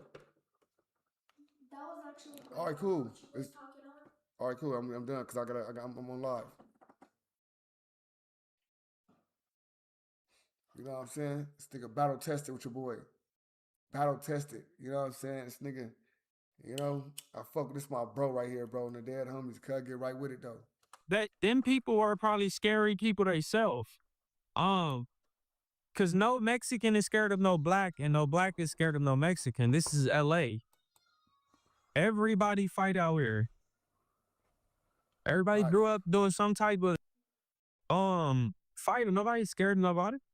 I don't know why would he even say that. He's just weird trying to start problems for no reason. I really don't like milk, y'all. I promise you, I don't like this man. I call it, but how the blacks scared of Mexicans when the blacks go to war with Mexican hoods? The black gang raiders be going to war with Mexican hoods, and most of them areas that Compton, you think they was just letting people? You think it's just that easy for them to be bidding NK on the wall? They be doing that all day.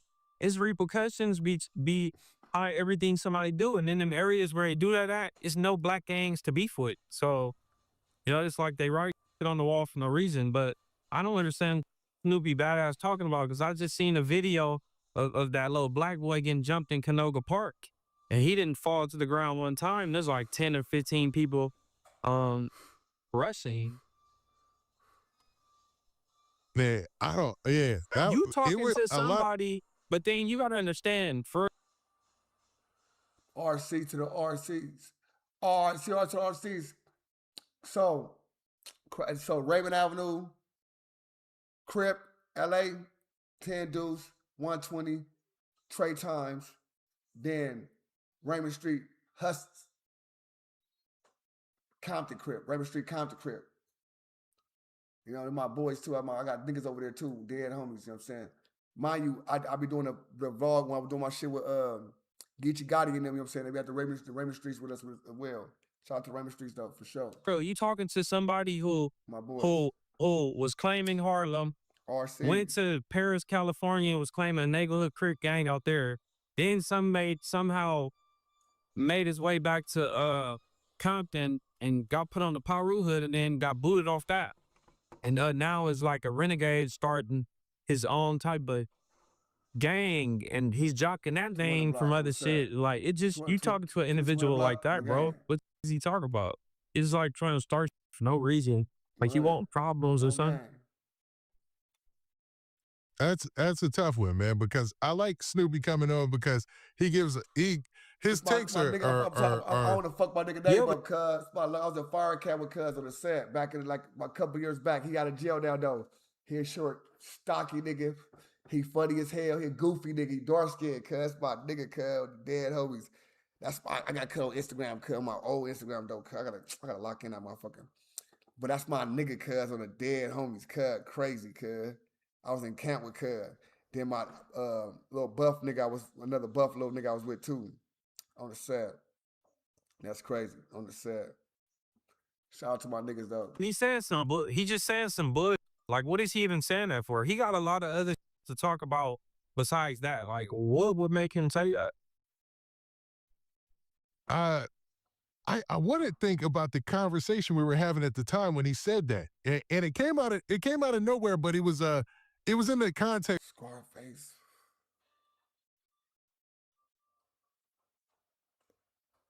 Damn, nah, it ain't Scarface. I'm gonna get his name because he funny, he goofy, nigga. He goofy as hell. He laugh. He like my age too. He like probably, yeah. I'm 39. So yeah, he like 30. Yeah, he like got it. Yeah, it's my nigga. Damn, I'm gonna get his name because it's gonna pop in my head. Cause that's my loc nigga on the set. I was in Cameron, cuz on the set, cuz a nigga. So some conversation we were having about another situation. I want to say. J-Bone, you know what I mean? Sound cool though. J-Bone sound like J-Bone. I gotta think because it'll hit me. You gotta hit me. I just said. Yeah, I don't know, bro. I'm not in agreement with it, and I'm not agreeing. Damn. In agreements with him in the saying like he's just on Gilligan time saying this shit. But Cud did a lot wicked low. Look, he did a lot of time cuz he did like 10 years. Been down a long time cuz on the set. He was down a long time cuz he got out like 2019-ish, 2020 cuz on the hood. Dead homies. I got out 2018. He got out like a year after me on the hood. Maybe 2019 to be exact on the game. Straight up.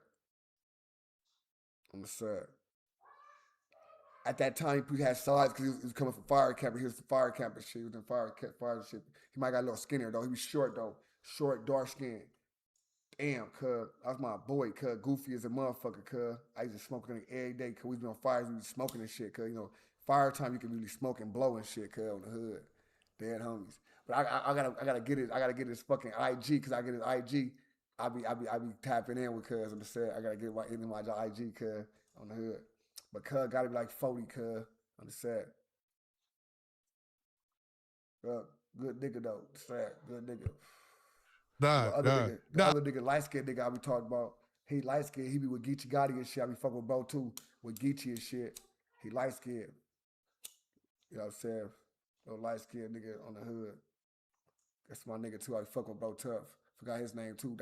I be forgetting niggas' name. Cause Geechee in jail. Cause I gotta call Compton Rick Rock. That's why I gotta call Compton Rick Rock. No, This is the situation that had us talk about it the second time. Memphis. Shout out Memphis. All right, Milk. So we were just talking about Snoopy Badass and that statement that went viral about blacks being scared of Mexicans in Southern California. But what do he mean? Like, but what do he mean? Do he mean non-affiliate black people are scared of the Mexican gangbangers? Or what is he talking about? See what I'm saying? Like, why is he even saying that? That's your brother? Oh, that's my brother.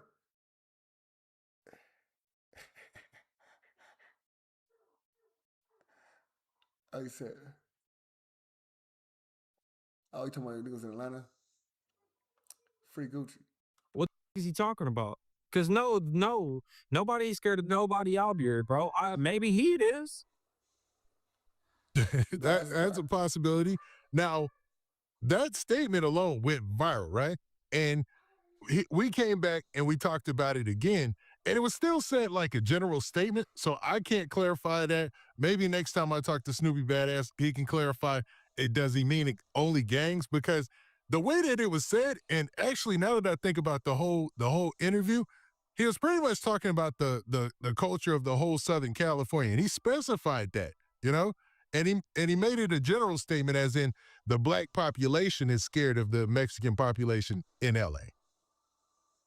I just feel like he a clown pin in saying that.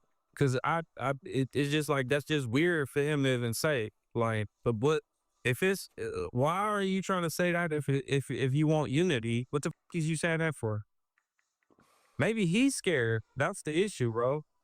And is he saying like regular civilians is scared of the gangbangers, or are you saying the gangbangers scared of the gangbangers, or are you just saying like what the f is he saying?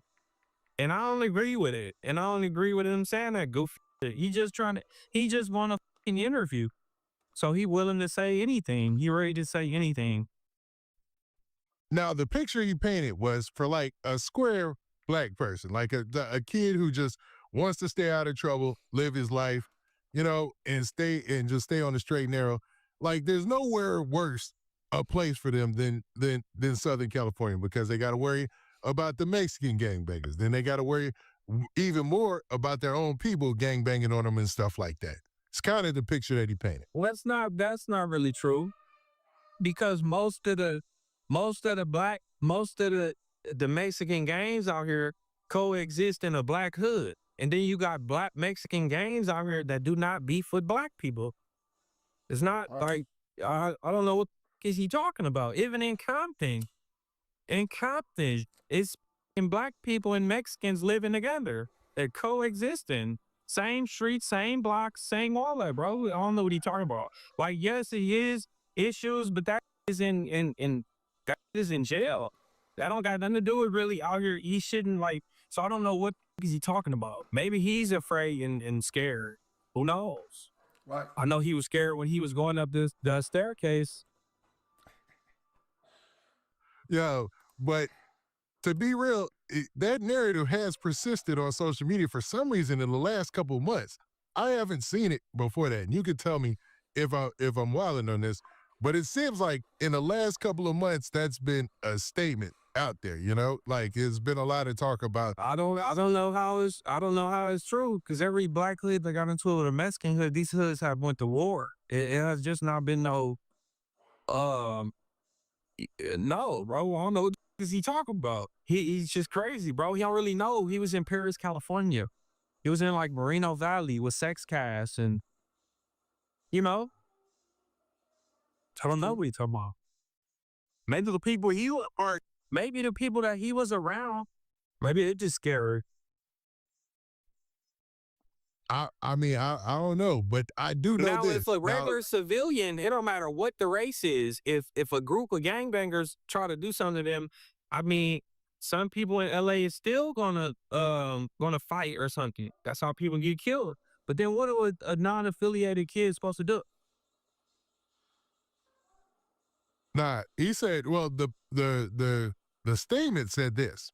It was when you ride down these streets in LA, you can see, you know, Mexican kids, Asian kids, or kids of other races or whatever, enjoying their day, being kids, being normal kids. And a black kid can't do that. That's not that's not true. What is he talking about? That's not true. What is he talking about? This on its own. Nobody is safe, bro. It's been situations where people that went to they enemy hugged and got hit. So them kids ain't out of this shit happens everywhere. What is he talking about? If you don't go nowhere in LA like that to see black kids running down the block because no black kids live over there. What's the deal, bro? Or no kids is running down the block because they mamas and them know what is going on. Why would you want your kids running down a gang-infested block? What is he talking about? There. And this is where you guys differ in opinion. Now, I want to bring this whole point together by this other point that I was trying to bring up earlier, is there was a situation during all that, right? And these different posts on different blogs and stuff on Instagram where this rapper by the name of BZ2 Janky, he's in Compton, or he's from Compton, a block I want to say is called ATF, or a hood called ATF or whatnot, right? And he's in the middle of a hood vlog interview, and he ends up getting pressed by two Mexican or Latino gang members. And during the interview, they caught a lot of flack because they kind of folded. You can see BZ2 Janky, he's kind of well known because he's been on No Jumper, different platforms, and done stuff like that. He kind of, number one, the guys that pressed him were full grown, you know what I'm saying? And then there's some teenagers, but he caught a lot of flack for not getting down at that second because he got pressed. And this kind of led to the same discussion because how it played out during the same situation where all those clips are going viral about black and brown relations. That's two people, bro. That's two individuals out of a whole group of people. It's gonna be scary people on every side, bro. I just seen them posted a video where they said P-Face was running. So I mean, every good shot was P-Face. The rapper from Compton, where are you from? Long Beach, right? Fruit. That No, P-Face? the Mexican rapper from Compton, P-Face Baby or whatever his name is. Okay. Yeah. So yeah, I mean they got pressed, and in the game world, they marked out because at my age we would have to crash out. They just ran into some Mexicans.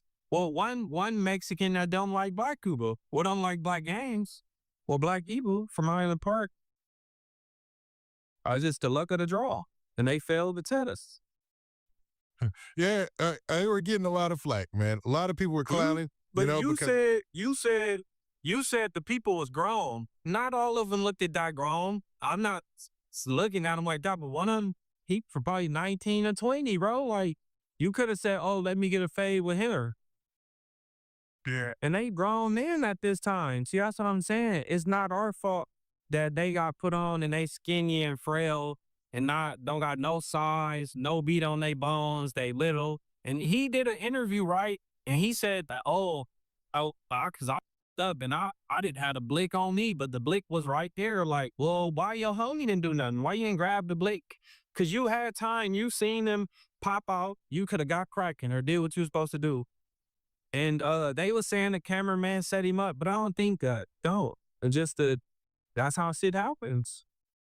Yeah, it would be stupid for a cameraman to set you up. That would be dumb. But I'm not saying that ain't happen. You feel me? Anything can happen. But I know the dude who do the hood vlogs, right? I don't think he did that. It was just they picked the wrong location. And even if he picked that location, it's still on them to be like, I ain't doing that right there. It's just too, like, we in this park they supposed to know where they at. They supposed to know Homeboy Industries is in that vicinity. They supposed to know where they at, right? They could have went 2 miles down the other direction and they could have did in the parking lot. It would have been okay, but they need to know where they're going. And if y'all going to interview, why didn't they go to Compton? Yeah, that's the weird part. Like, why are they doing the interview in somebody else's? Be rapping and saying, I got Glock and I stay on point, or I stay on point and I keep Glock. Not that dude. Yeah, I saw his interview that he did, and he tried to explain it. And that he said that point, he said it was around them, but it wasn't on them, and that he felt he didn't know if for a fact that the cameraman set him up or whatever. But let's imagine you're the hood blog guy or whatever. Why in the world would you do? You're setting yourself up for failure because now let's say something goes real crazy. You've opened yourself up to so much litigation. You don't. Who wants to be a part of that? No, I could not as a professional. He could be getting pressed. Yeah, but press cycles come and go. No. You're not hearing me. I'm saying the cameraman could be getting pressed by certain people. Like, hey, you doing these hood vlogs or anything. But I don't think it was that. I'm just saying that because anything is possible. It's 2026. People do anything these days. That's why you gotta be careful and cautious of what you do. But I know the dude riding in LA. I don't think he did that. It was just they fought. They slicked up. They okayed to do an interview in like Chinatown or wherever that parking lot was at, like Chinatown next to Homeway Industries. They chose to do that. Oh, something they fought. They keep Glock and he stay on point. Yeah, You saying that's a grown man, right? But in the gang world, even if it's a grown man to a certain degree, that really don't matter. Yeah, because the expectation is that if that's what you in all these hood blogs, you're throwing all that up, people expect you to be about that. You know what I mean? Bro, when I was his age, I don't know if I was his age, but like 2014. I was walking down Vermont, bro. A car hit the corner. It's like a movie. It's a little car, people in the front, big ass dude in the back, like with an assault rifle. Where you from? I said, I'm from Hoover. He said, oh, you're not from 18? I'm from Hoover. But he had a gun already. It was nothing. I still said Hoover. But now I'm gonna be honest with you, right? As I kind of grew older, I had certain like older homies that was like, if they just automatically don't smoke you and you able to just stand right there and not get smoked and get away from the situation. But if that happened, it's certain that's expected about you. I ain't gonna get on here and say what it is, but like if somebody if you standing right here and somebody come break dance on you and win, and you don't do nothing, you expect to go back and really wins.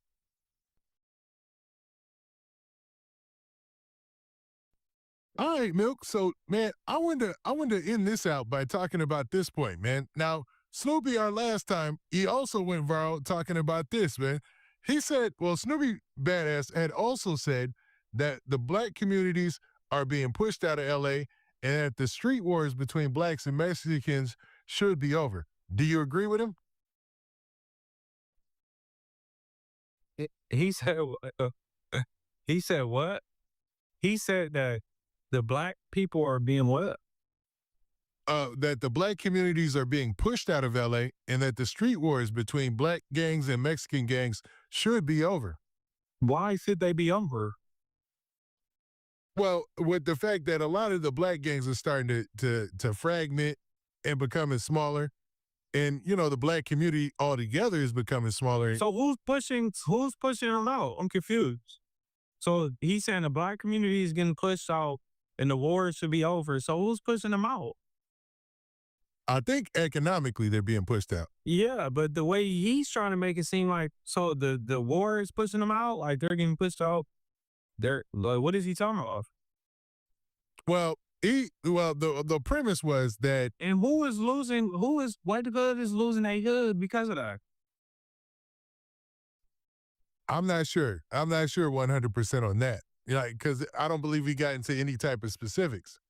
But the point that he did make was that the fact that most of the communities that were predominantly black are starting now to be more predominantly Hispanic, and you have less of the black gang influence. So that should naturally lead to less friction between gangs and things like that, is how I believe this. Well, I mean, if it's if it's an area where it's only Hispanic gangs and there's no black gangs, how are they going to be for black gangs? They might be for black gangs in the next city that's 10 minutes away. I don't know, what is he talking about? And the reason why the communities is going like that is because people cannot afford the rent. Certain people could. It might be a family living in a house that can afford that rent. The other people can't. So of course it's gonna turn into a community like that. So I don't get what is he talking about. I really don't. Now, what about this situation that he touched on as well, where, you know, back in, I want to say it was, I remember it in 2003 it started, and then leading all the way up until, I want to say 2012, after the after the economic downturn or whatever, a lot of black people started selling their houses. You know, they started selling Big Mama's houses, started selling a lot of their houses, because a lot of those neighborhoods had houses. And, you know, people moved to different states and things like that. He believes, like, you know, that type of economic push too. He made a very big point about that. Yeah, no, that's a big reason why. I said that. A lot of people sold their mamas their houses. They did. And only a very few, not even a lot of them had property. A lot of them was living in apartment buildings that was on the other street in their hood. But a lot of them did own homes and sold them and shit. But even the few that had homes still wouldn't have been able to have them like that if they would have had it like an active hangout or something. It's just not going to work, because LAPD is going to come and try to get the city to make you, force you to sell the home. So. Yeah, I know a lot of people personally, you know, who sold their home back in those days and moved to Houston, you know, and stuff like that. But a lot of them sold it because of the gangbang. It wasn't because of the Mexicans. It was because of the black gangbangers, the Crips, the Bloods, the Pirus that was on them streets and them hoods trying to make their kids get put on or shooting the block up or want to stand in front of their house or tag everywhere and, you know, shit like that, bro. That's why they left. Who in their right mind would sit there in the middle of a war zone? Yep. And that's smart for anybody who's looking out for their family. Now, but the way that he phrased it was that it was a bad thing. You know what I'm saying? Because now you don't have that home base there as far as like a black community. But in the long run, people are going to do is for their benefit, right? They're going to look out for the benefit of their family, their kids, and whatever leads to safety is usually what's going to win, correct? Yeah, but I don't get where what is he talking about his no black communities? Is View Park, the Bird Park, or he's still Crenshaw District, South Central? Like, I don't know what he talking about. And I hate to sit here and talk for him, man, because, you know, it doesn't come off as probably he would want to represent his opinions. But just speaking on the viral clips is all I could do, you know? Yeah, I don't get what he talking about. I just don't get it. Well, why he ain't buying no property out here? He don't even live out here. That's a valid question. He don't even live in LA. Why he left? Nah, that would be for him to answer, right? But you know what, man? Let's stop talking about Snoopy Badass and his opinions, even though, you know, he's valid in what he says, and he's gone viral for saying some wild things. I mean, I want to go to another. He's going viral for saying some stupid. I mean, of course he's going viral. He's saying all the negatives, the most negative. Wow, you feel me? He you know, but he's just saying a bunch of bullshit. Like he's saying, I just don't get why he's saying that and what's the reasoning behind it. I really don't. Just like him saying that he think black people are scared of Mexicans in LA. I just don't get why would he even say that. Like, what would make him say that? I don't know. Was it the Jet Beezy situation? Like, what will make him say that? Well, I'll say this: his reasoning during the interview was decent, man. It sounded pretty solid, you know. I mean, that's to him. That's to the Transformer. I mean, it ain't valid nowhere. Fucking that man ain't. I don't know what he talking about. I have not heard of a black hood in LA that just got like over and just got ran about their territory and they got took over. Like it's hoods out here that went to war with Mexican hoods. The BPS is like it's other hoods brought in with the war with these people, bro. The East Coast is That shit over is. So Very famous. East Coast and Florence. Yeah. I don't want to talk about that, but you know, the East Coasters, they want it. I mean, the Florence is in it that. You feel me? So I don't know what it's talking about, bro. It was war over there, like on both sides. So he's just talking a bunch of bull. That's what I'm saying, bro. I don't know how it was for him in Paris, California, or Moreno Valley, or the little time he was in Compton, but I just don't see it. I don't see what he's talking about, bro. Cause I don't. And that's fair. That's fair. And you've lived in LA, so you got a good perspective. You know what I mean? He just weird. He just want to say so he can get an interview. You feel me? Like he should be worried about trying to get his music to do numbers instead of like dumb he sound on the clip. Cause it's just stupid. He know what he doing cause he trying to fight. He want to start a cop. So, you know, he just want to go viral. He just want to, you know, get somebody to post him on TikTok or something. But nothing is coming out of that shit, bro. Well, I mean, nah, I can't. And well, the person that he was running from up that staircase was in Mexico. Nah, it wasn't. It wasn't. And I want to clear the air on this. I don't think that he has anything against Mexicans or Hispanic community. You know what I'm saying? No, I don't think he does. I'm not saying that either, but what is the point of him even saying that? That's what I want to know. Like, why are you saying that? Like, everything you can say, like, you saying that dumb, this just don't make no sense. Don't worry about being a rapper.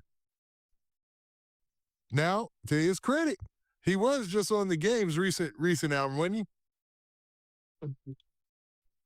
You mean like when the Game was DMing everybody saying you could get a verse or let me help you, I like your music, you feel me, with you feel me, shoot 1,500 and I got you, that's how. Nah, he was the Game's last mixtape that dropped. Yeah, Snoopy Badass on there. What did I just say, bro? That was a donation album. Anybody could have been on that album and they bought a feature or something. So if he would have got, that shit don't need nothing. I didn't know that. Yeah, of course. You never seen the Game around Corona time and after hitting up people in their DMs? Say, hey, I like your music. Let's work. You feel me? What's your budget? I got a DM. I'm not even a rapper. That's wild. I remember when that happened, though. I remember there was a big push because, you know, a lot of people were saying that there was being done out there. You know what I mean? Of course, because like that's not the Game, obviously, on there. It just didn't even sound like it. It just didn't feel like it. But whoever it is, that's how he could have got on that album that nobody heard. Or no, I ain't never heard it. That's wild. But all right, Milk. Next, I want to talk about this, man. And I know we're talking about LA figures, and this is one that's huge that just got released from prison. And I'm talking about none other than Crip Mac. Now, Crip Mac recently got released from federal prison. What do you think about what his future looks like now that he's back out?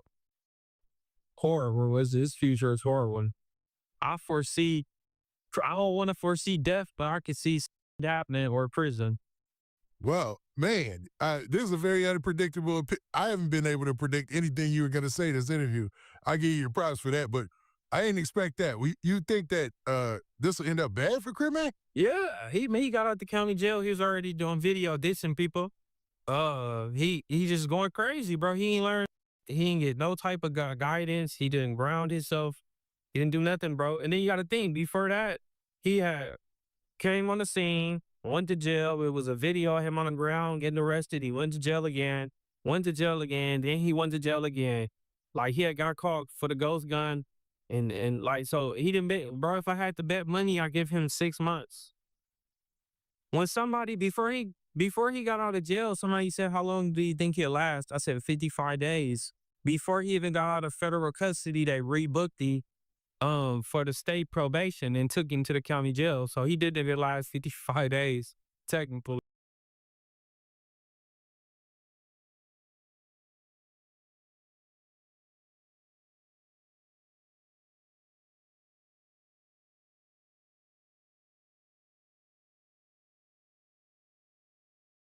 That's wild. Yeah.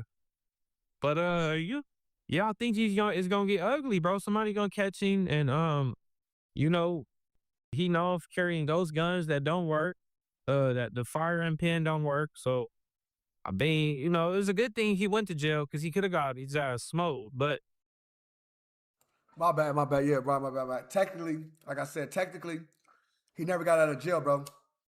So technically, he never got out of jail. So he technically he couldn't. It ain't no such thing. Oh, he did the 55 days. Technically, you're lying.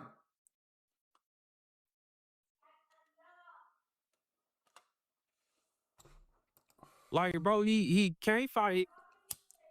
He didn't come out of jail buff. He didn't learn no type of skills in jail, bro. He just sat around doing what? Now, Milk, he is slimmer. He definitely is slimmer. Yeah, but he's not like how when you think about a Crip going to prison for When you think about a Crip going to prison, it's crazy. 30 months, how they should come back out, and he was already big. He was not in there lifting that water bag, them 2 water bags every day. He was not always programmed. What's that? What he used to say? Times 10. No, not times 10, because he not from Hunix. He used to say Coach Sap or Coach damn. Shout out my nigga Coach Ward, nigga. Quote out to like 5, bro. What that Gilligan used to say was Warren. Coach Warren, yeah, program time, Coach Warren. He wasn't on that in jail, bro. And then I just be Rad G for sure.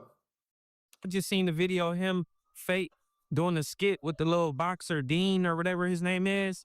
And it's just horrible. Every fight I seen Crip Mac had was just bad, bro. I know he's losing every county jail fight. It's not even a lie. I mean, did you see the fight when he fought the dude? Where is he from? The Bounty Hunters? He from the Nickerson Garters. This was a while ago. Yeah, Dazzy Kane. I talked to Dazzy Kane before.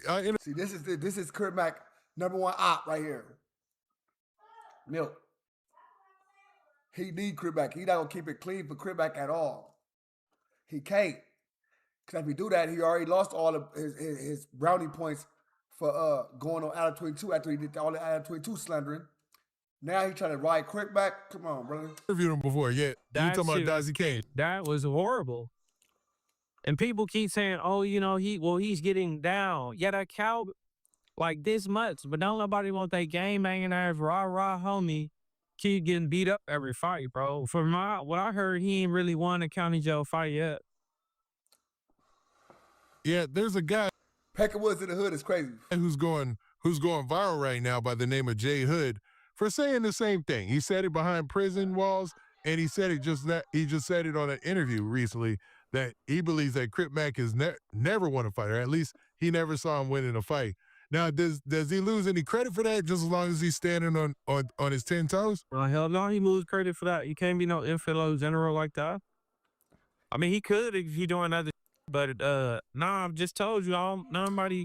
You can't be saying you this gangster. You keep losing fights. You better go learn some martial arts and learn how to fight, bro. Because he didn't grow up in like no urban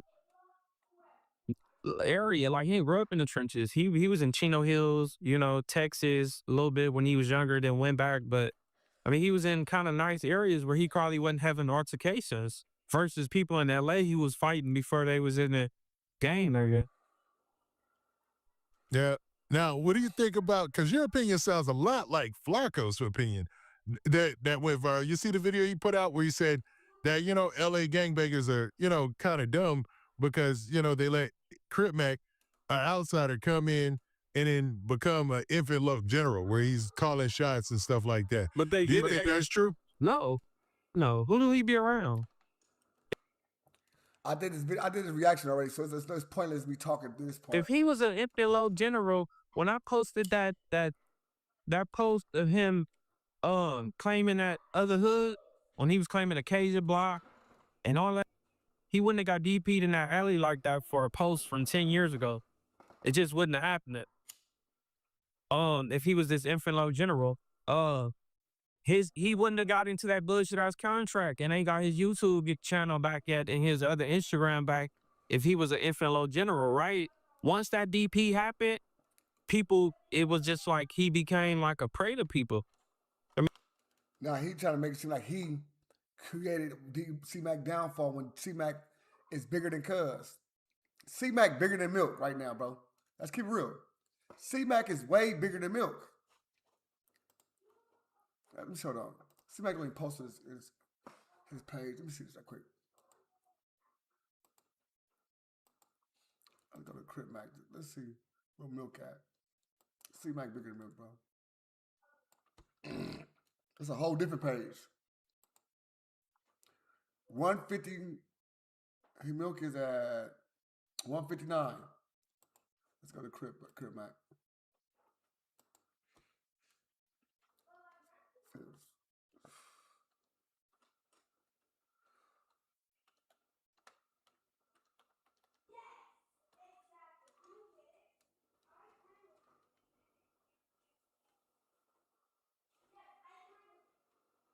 Where's his page at, though?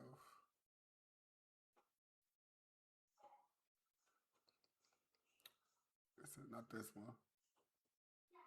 Not this one either.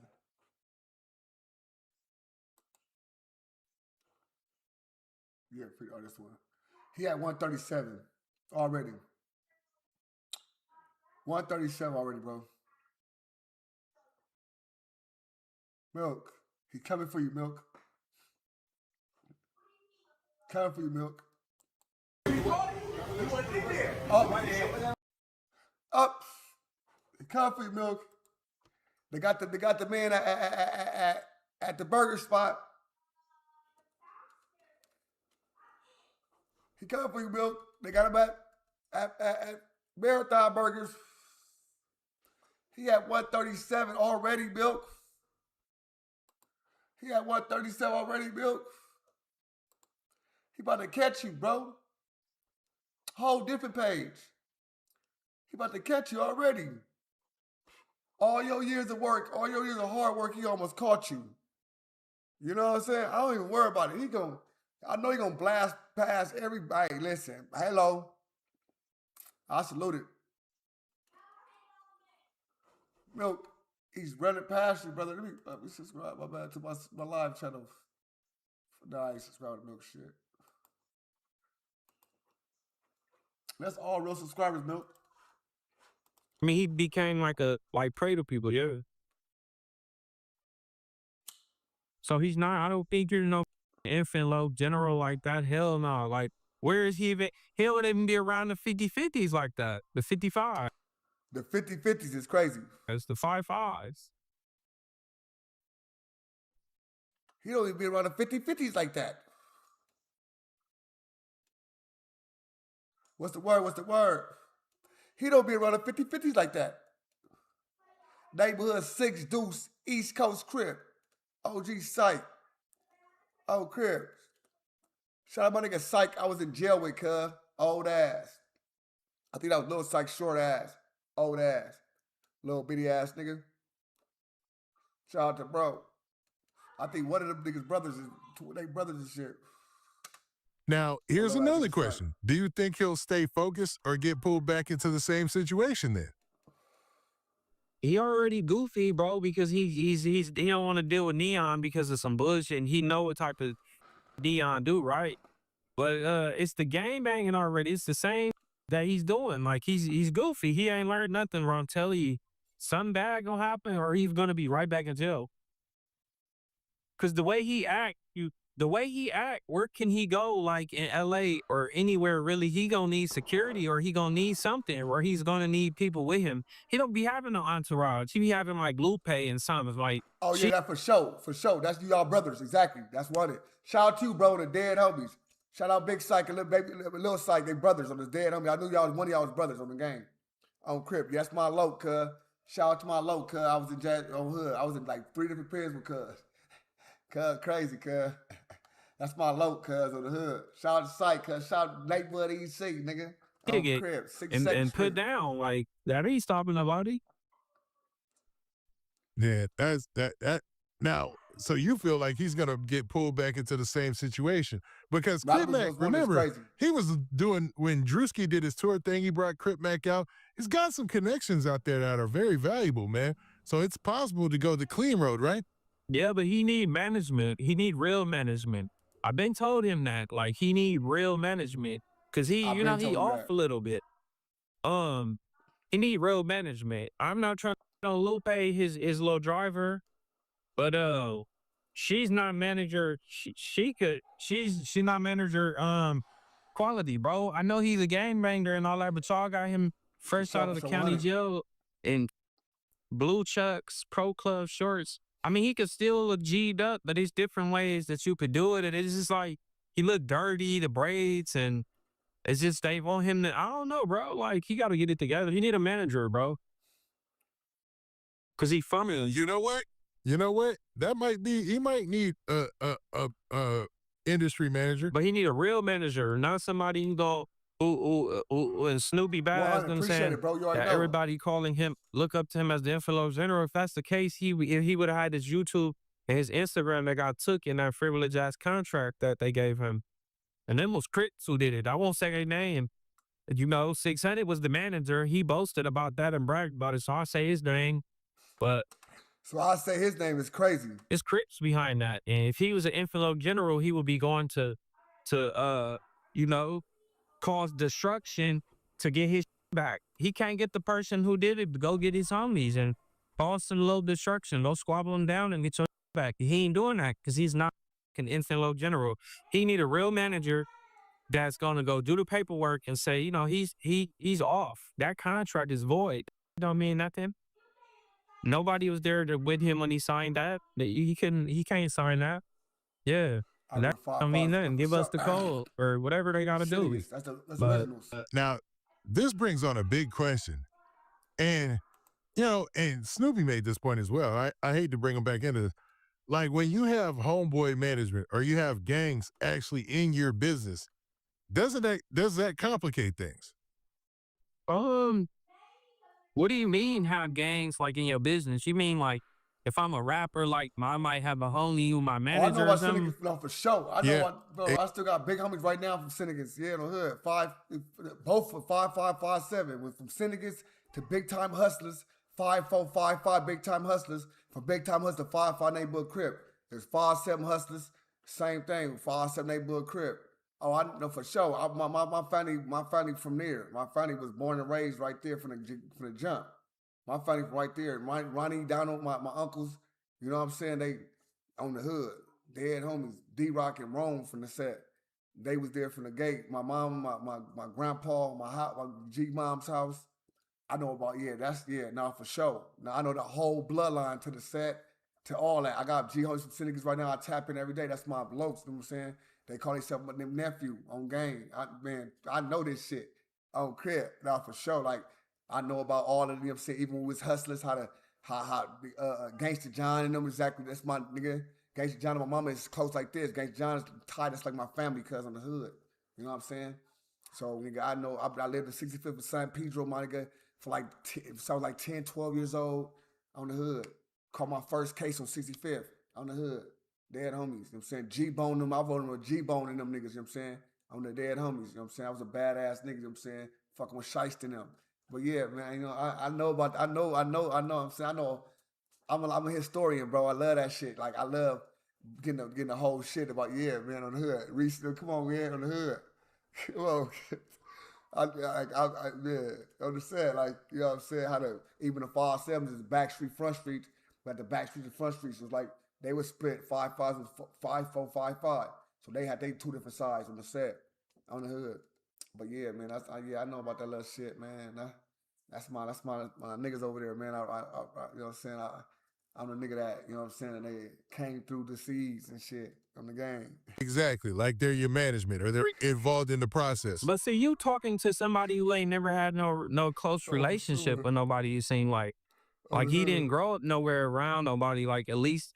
Like if I had made it to be like where I needed a manager, I had several people that I grew up with or grew up around or somebody that I could have had as a manager, bro. But I mean, yeah, like it depends what are you doing? Like if you a rapper, no, for sure. You might want your homie to be your manager. That don't mean, but he got to be a person that's able to be a manager though. Can't just have no who's a gangbanger trying to be your manager and he don't know nothing about management. So it don't mix like that, nah. So the 5'8" Playboys and the 5'8" neighborhoods are not the same though. That's what they're saying, right? So when the 5'8" Playboys was more towards like the 5'9" Hoovers. Playboys, right? The 5'8" neighborhood Crips was started. They was damn near 60s. You know what I'm saying? They was already 6'0's neighborhood Crips. So when they made it up, they wasn't going under nothing else and being something else. Nah, they was 5'8" neighborhoods, 5'8" neighborhood Crip. But Playboys had their own. See, that's what I'm saying. A lot of gangs had the same hoods and they coexist with each other because it really was no really war at that time with all the G's and shit like that. So when it really cracked off and it was the war crack off, everybody split up and became their sides. Like we sticking right here. You know what I'm saying? Teaspoon and all them niggas from Rolling 60s, they was over there on 58th. They on 59th and all that shit. You know what I'm saying? And they started the 5'8s. You know what I'm saying? Because they was over there in the 50, they were 58, so they just, boom. So now when they little homies came about, we thugging, and we came with the 50 Crip, we pressing this neighborhood 50 shit, and they was a joint with us. They was joint with us. Now with the older Big Doc, Whack, and them all them they got out of jail, they been down 20 years. They like, hold on, nigga, we really from nigga 6'0". Dead homies, like, nigga, you niggas can't be saying y'all this. So it was like a split with they hood, you know what I'm saying? It was a split. Niggas I'm staying 50 Crip. Other niggas tell you right. We went running with the 6'0" moniker. But yeah. But then there was some homies that was from Playboys that when the 5'8" turned neighborhood Crip, they joined the 5'8" neighborhood Crips as well too, though, you know what I'm saying? So it's not saying some of them didn't come from the Playboy side, but at the time there was two different fractions when it could be created. I got many family members from Hoover. I remember what? Smashing the beef, squashing the beef. Not only with I run with the Hoovers and A-Trays when I was young. Oh, that's, yeah, for sure. I was 16 years, for sure.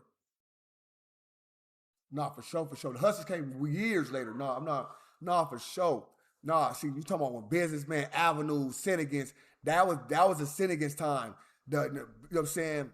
All that, the farmers and all that type of shit. That's when the Senegans was they thing. They had a whole run. They was more of the community building. We breeded off the Senegans. Our hustling mentality, our G homies, even my big homies from the hood, they sold dope and shit for the Senegans. When the Senegans, all that dope hit and all that shit, and started boom. It's like so. That's how they got their hustler. That's how they became their hustlers on the gang. Now for sure. That's they little homies. They little homies became the hustlers. That's why, cause they hustling with the Senegans. And I know I got my nigga Binky and all my nigga. I got G homies right now. And my nigga Binky can't get off my phone. Nigga, you okay? Never. Nigga, don't forget 56th Street, nigga. You know what I'm saying? I'll never forget 56th Street, bro. You know what I'm saying? That's the heart. That's the heart of the hood, bro. Nah, for sure. That's for sure. I'll never forget that. We got G homies that get out, you know what I'm saying, come to the hood, off the Senegans, whoop, you know what I'm saying? We go take them niggas out, all type of shit on the gang, nigga. That's when my mama take them out, pull up on them niggas, bam, slide up on them niggas, dead homies, straight up. Like, oh, you G homie, all right, where you at? Oh, yeah, I'm in the halfway house, all right, for sure. You got clothes and shit? Nah, my people's gonna give me something, don't trip, big homie, don't trip. I'm dead homies. I got you. Nigga be on, whoever owned at the time, little homies be on. Look, we gonna put it together on the set. Get cut like 700-800 real fast. Gonna take you to get you some shit. Dead homies. That's every time when I was coming up, J Mac, I think it's J Mac. He older, he dark skinned, old. He been down 30. He just got released. You know what I'm saying, I'm on 55th and Normandy. They like an old nigga. He got the old little player shit on. He all green. He coming through. He walking and shit. He walking like with, you know what I'm saying, with that little extra lane. I'm looking at him, right? Boom, I got my shirt off and shit.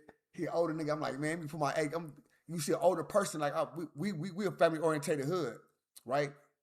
We're a family-orientated hood. So we see G homie or G niggas pulling up or this and that. We don't approach niggas shirt off, all that type of shit. So I put my shirt on, get my shirt, bro, on the hood. And I'm like, what's up, big bro? What's the deal, big homie? You know what I'm saying? He like, what's the deal? Like, you know what I'm saying? He like, yeah, man. He said, look, I'm just looking at you, know what I'm saying? I'm just it's, you know what I'm saying? I'm feeling just going through the area, you know what I'm saying? Seeing how they look, you know? Whoop, whoop, you know what I'm saying? Whoop, whoop. Hey, what y'all claiming over here? I'm laughing. I'm like, oh, we from neighborhood. He like, oh, is that right? Neighborhood. What neighborhood y'all been? 555. I said, we said, so the hustlers, so the young hustlers, huh? I'm like, where you from, OG? Like, I'm from Seneca. I said, nah, for sure. Big bro, what's the deal? Like, nah, for sure. What you want to come in this night? Like, nah, I'm on parole. All right, look, boom. I'm about to give me some shit from up here at the little mall. You want to grab something? He like, nah. And you know what I'm saying? If you know what I'm saying, you don't mind, like, man, nah, slide up, big bro. We finna slide up over here. You know what I'm saying? And it was just so good. Like, you're feeling him. He telling me old stories. You know what I'm saying? Nah, you was right there. You know, we was at a 5, sold up. You know what I'm saying? When we in the hustlers, when the 7th Street had the hustlers, we knew it was had a heart. I'm like, yeah, for sure, big bro. No, for sure. I be loving that shit. Like, y'all had a heart. You know what I'm saying? Your uncles and them, yeah. I'm like, yeah, man, they know who my mom and shit is, my uncles and shit is, you know what I'm saying?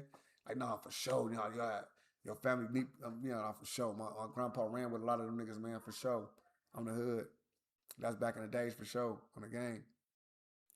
My G-Pops used to nigga love that shit, like, on the dead homies, nigga. Seeing niggas come home, niggas go to my granny house and shit, pull up over there, chop it up, my G-Pops and shit before he died and shit. I used to love that shit, bro, in the hood. I used to be like, I'm like the nigga, like, I'm privileged to a lot of shit niggas ain't privileged to, because my family is deep rooted in my set, you know what I'm saying? So I'm privileged to a lot of that shit, nigga, knowing when the wash house, I had the store in the wash house, as one, I got pictures of the baby as a little kid, nigga, when it was split. You know what I'm saying? Now it burnt up. Now it's only one side. But a lot of people ain't never been up there. I probably don't remember it because I was a baby. I was like 3, 4 years old. But nigga, I was there. Nigga, I got pictures in front of that motherfucker, you know what I'm saying, with big homies and shit. You know what I'm saying? Old niggas doing their little stands and shit. I'm in the pictures and shit. Oh, the game. You know what I'm saying? For sure. I'm gonna call back tomorrow. Okay. No problem. Thank you. I'm about to fix some these fries. They should be outside. Hold on. They outside. Grab it for me real quick. They're right at the door. You got them? Yeah. All right, yeah. Put them on top of the thing. I'm finna cook them real quick. I'm gonna let this go. I'm finna cook them. So go ahead and put them on top of the thing. I'm gonna cook them. I got the boneless chicken already cooked. So I'm just finna cook them, and I'm gonna you want some barbecue on it, or you want barbecue like? You want to cook barbecue, or you want it like just regular like barbecue, like just where you can dip it? Huh? How you want the barbecue? You want the barbecue on it? Yeah. Okay. All right, put it on top of the counter for me, please. All right. Thank you. Yeah, man.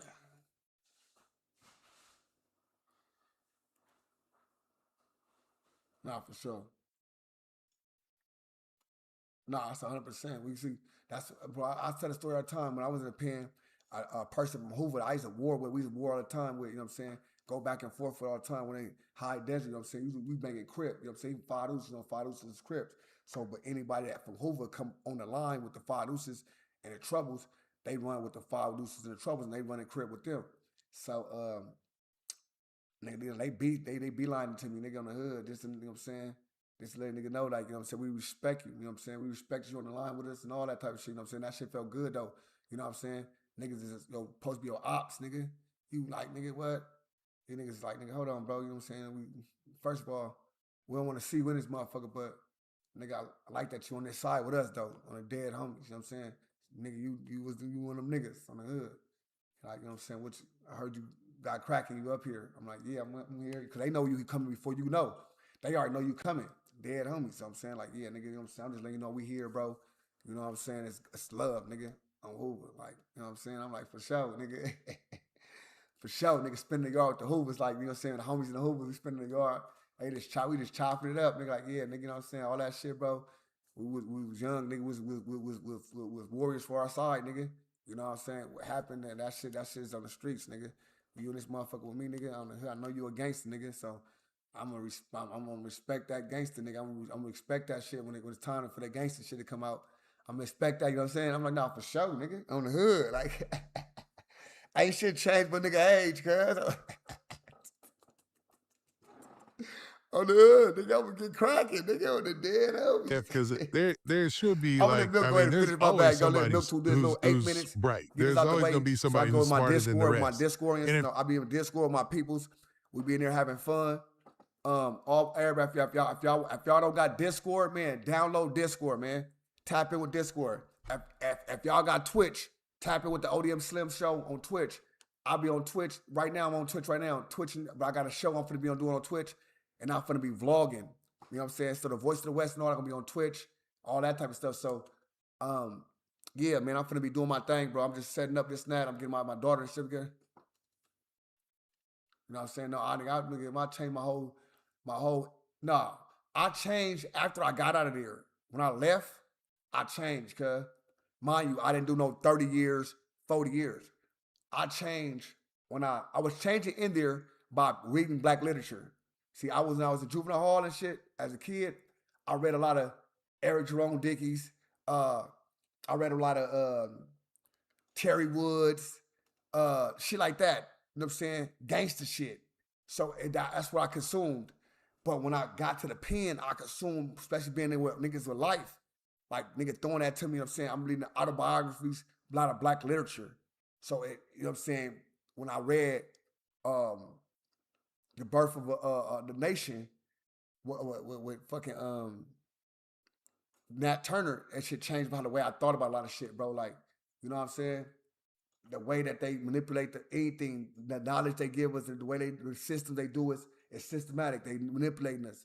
And and the gangs is one of them, bro. You know what I'm saying? No. And that's what it is, bro. So I understood that, fool. So my thing, when I got out of jail, I wasn't here to tear down nothing. I'm not here to tear nothing down, bro. I want my little niggas to live. So if that's running around this motherfucker, sliding around this motherfucker, my young niggas getting some money, put them niggas in some jobs, doing that shit, let them watch me go to work, doing that type of shit, then that's what I'm on, setting an example.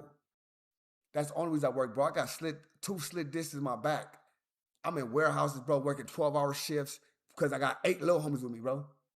And I knew if I start not going to work, they wouldn't.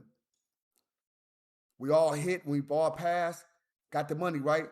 The same 8 niggas, they all got their cars. The job gave us bonuses. They gave us bonuses, whatever. We went to a season with them, whatever, and we completed the season with them, this and that. Woo. They gave us bonuses, bro. I think like $7,000, $8,000, something like that. So I took all of them, we all get cars. I co-signed for them, all of them. That shit made me feel so good. That shit made me feel bummed. My little homie right now, bro, work in the court building. He's not a deputy, but he works the grounds through the courts at a certain hours. I think before, like after 5, until they shut away down at a certain time. He's the armed security in that motherfucker. I got people that work in different fields like that, bro. Like my little homie just graduated to be accountants. My little homie in New York, he just did some shit where and the cyber little stuff, doing this little web and all that type of shit. Bro, I applaud that. That's what I'm posting them. I'm niggas graduated, boom, we did that. Got his master's, doing that. Because when you applaud and you recognize only the gangster shit, when niggas do the great shit, it's overlooked. It's overshadowed by because I want to see you do some gangster shit. No, sometimes you gotta see a nigga do some great shit, bro. Straight up. You gotta see a nigga set up his future, set up his kids' future, set up his generation to win next. Yeah, we fucked up this generation. Mine's I fucked up. I've been shot the fuck up head, boom, boom, all that, nigga. That's why I get up every morning at 6 o'clock in the morning. Even if I go to sleep at 1, I go to sleep at 2 o'clock sometimes. I'm up every day at 6:40 on the dot. Tired as a motherfucker. Because that I got a child in there, bro, that I would give a fuck. Nigga, she gotta win.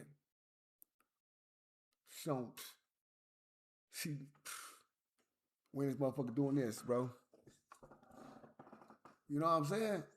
We doing number letters, understanding, recognizing these letters, recognizing these words, recognizing certain things. That's whatever.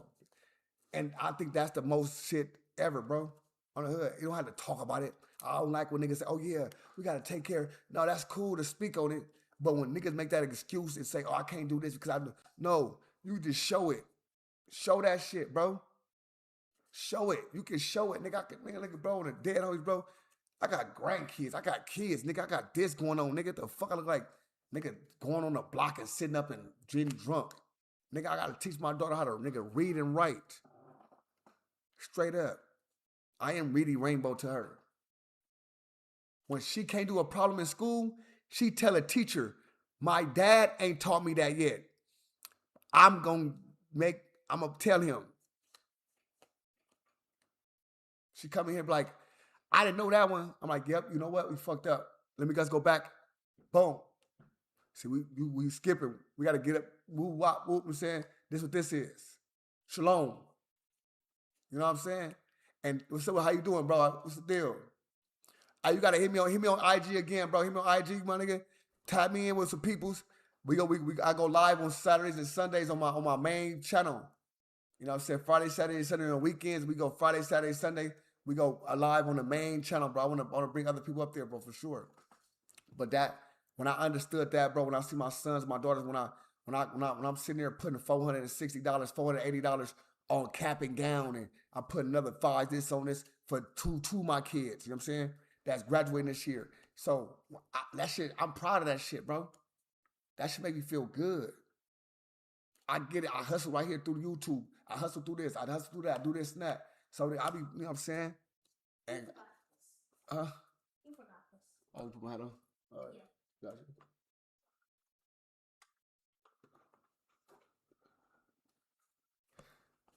Straight up. But I'm proud, bro. What's the deal? Steffi Weffy, what's happening? I'm proud. That's what I'm proud of, bro. Yeah, I did what I did. I've been through there. I've been through the trenches. I can talk that way. I can speak that way because I really did that. But you know what I'm saying? I love this shit though. I used to love that shit. I'm gonna lie. I used to love that shit, bro. West Side. I used to love the shit out of jumping out of cars. I used to love niggas yelling my name out. I used to love them tagging my name on walls, whacking me out, me whacking back their shit out, going through their hood. I used to love that shit. Now that shit don't make no sense to me. I'm gonna keep it real.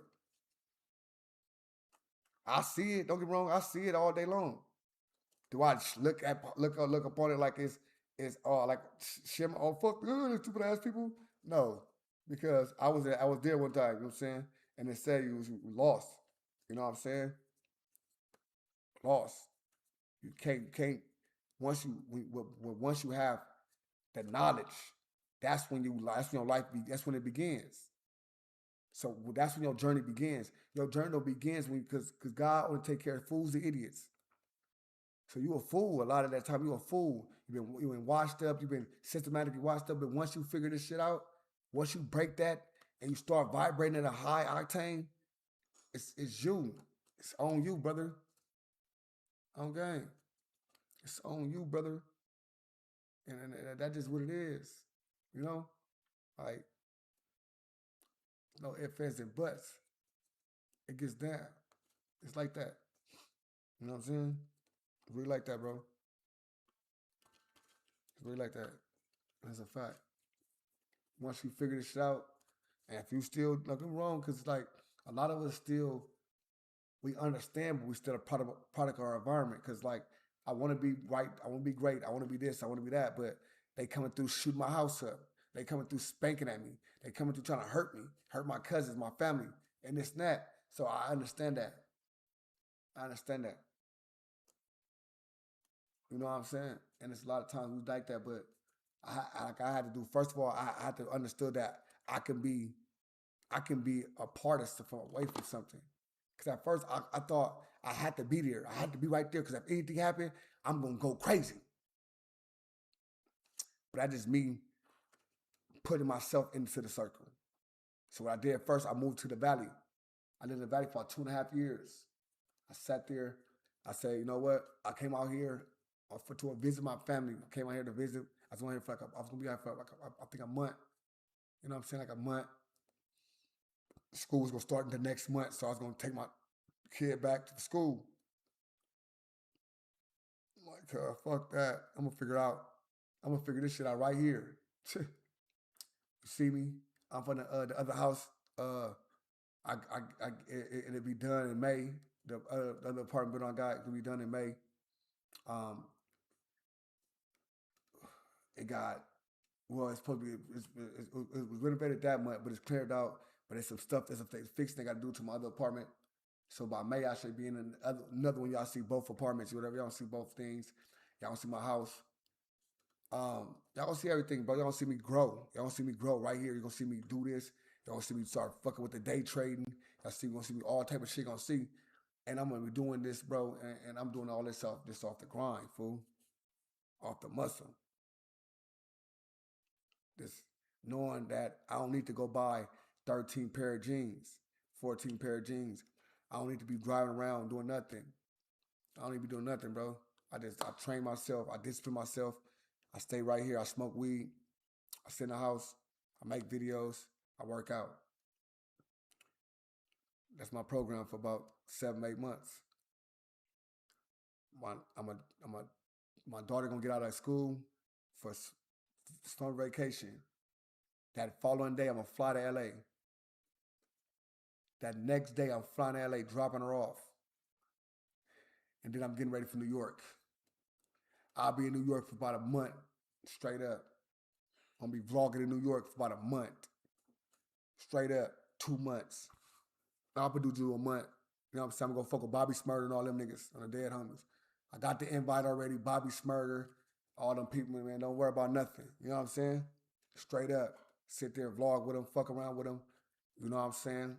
Fuck with their culture, eat some of their food, really fuck with them. You know what I'm saying? Fuck all that other shit. You know what I'm saying? On some real shit. And that's just what I'm on. I'm on that, bro. Going different states, going different places. Just living, fool. Living, bro. Seeing this shit, my nigga, sitting the feeling I had, bro. Like, I love energy, bro. So the way I was vibrating when I was here, I felt that it was cut down out there, bro. I got my homie, this my nigga right here, nigga Washington, this motherfucker every day. What's up, nigga? Where we at? What we doing? This nigga like security, bro. I'm the dead homies. I can't move nowhere. What they talking about? What they doing? What they this and that? Boom, I got that. I'm like, damn. I got everybody in the hood, everybody in the city on alert. Like, I don't like that shit, bro. I don't like that shit, you know what I'm saying? Like, these my brothers. I love these niggas. That's why I know they can get anything from me. That's why, nigga, if I'm down, I could be down to my last penny, nigga, I'ma shoot it. Because these my brothers, nigga, on the hood. And they like that. But, nigga, I be wanting, because when I'm out the city, nigga at work, nigga doing great, nigga ain't in the way. Nigga, as soon as I'm in the city, nigga in the hood, nigga sliding up behind me, nigga following me around. Like, nigga, what the fuck, nigga? I got your location. Nigga, the fuck? I'm about to block you, nigga, off my location. Nigga, you follow me around and like, I'm just saying, nigga. You know what I'm saying? I'm like, let me just, we just go ahead and just reset, bro. Cause my family can, they can breathe, nigga. You know what I'm saying? They can breathe, bro. Straight up. We all breathing, nigga. Okay. Brotherhood for sure. That's the best hood for sure. Fatherhood, brotherhood. You know what I'm saying? Just manhood, bro. Understanding another man, nigga. Understanding each other's energy. You know what I'm saying? Having nigga that bond with nigga the whole family, your wife, kids, everything. Being that rock. That shit's a lot. That shit, you know what I'm saying? Spiritually, that shit touch you differently, bro. On the game. You gotta feel it, like, you know what I'm saying? You can feel like you can speak the vibration you have. I feel it. I super vibrate out here, bro. I'm around nothing but white people and then black melodic people and some niggas. They were some cool niggas around this motherfucker from Compton, Watts, you know what I'm saying? LA, A-Tray, Hoovers, all that. I'm in the store. I be telling the story all the time in the store.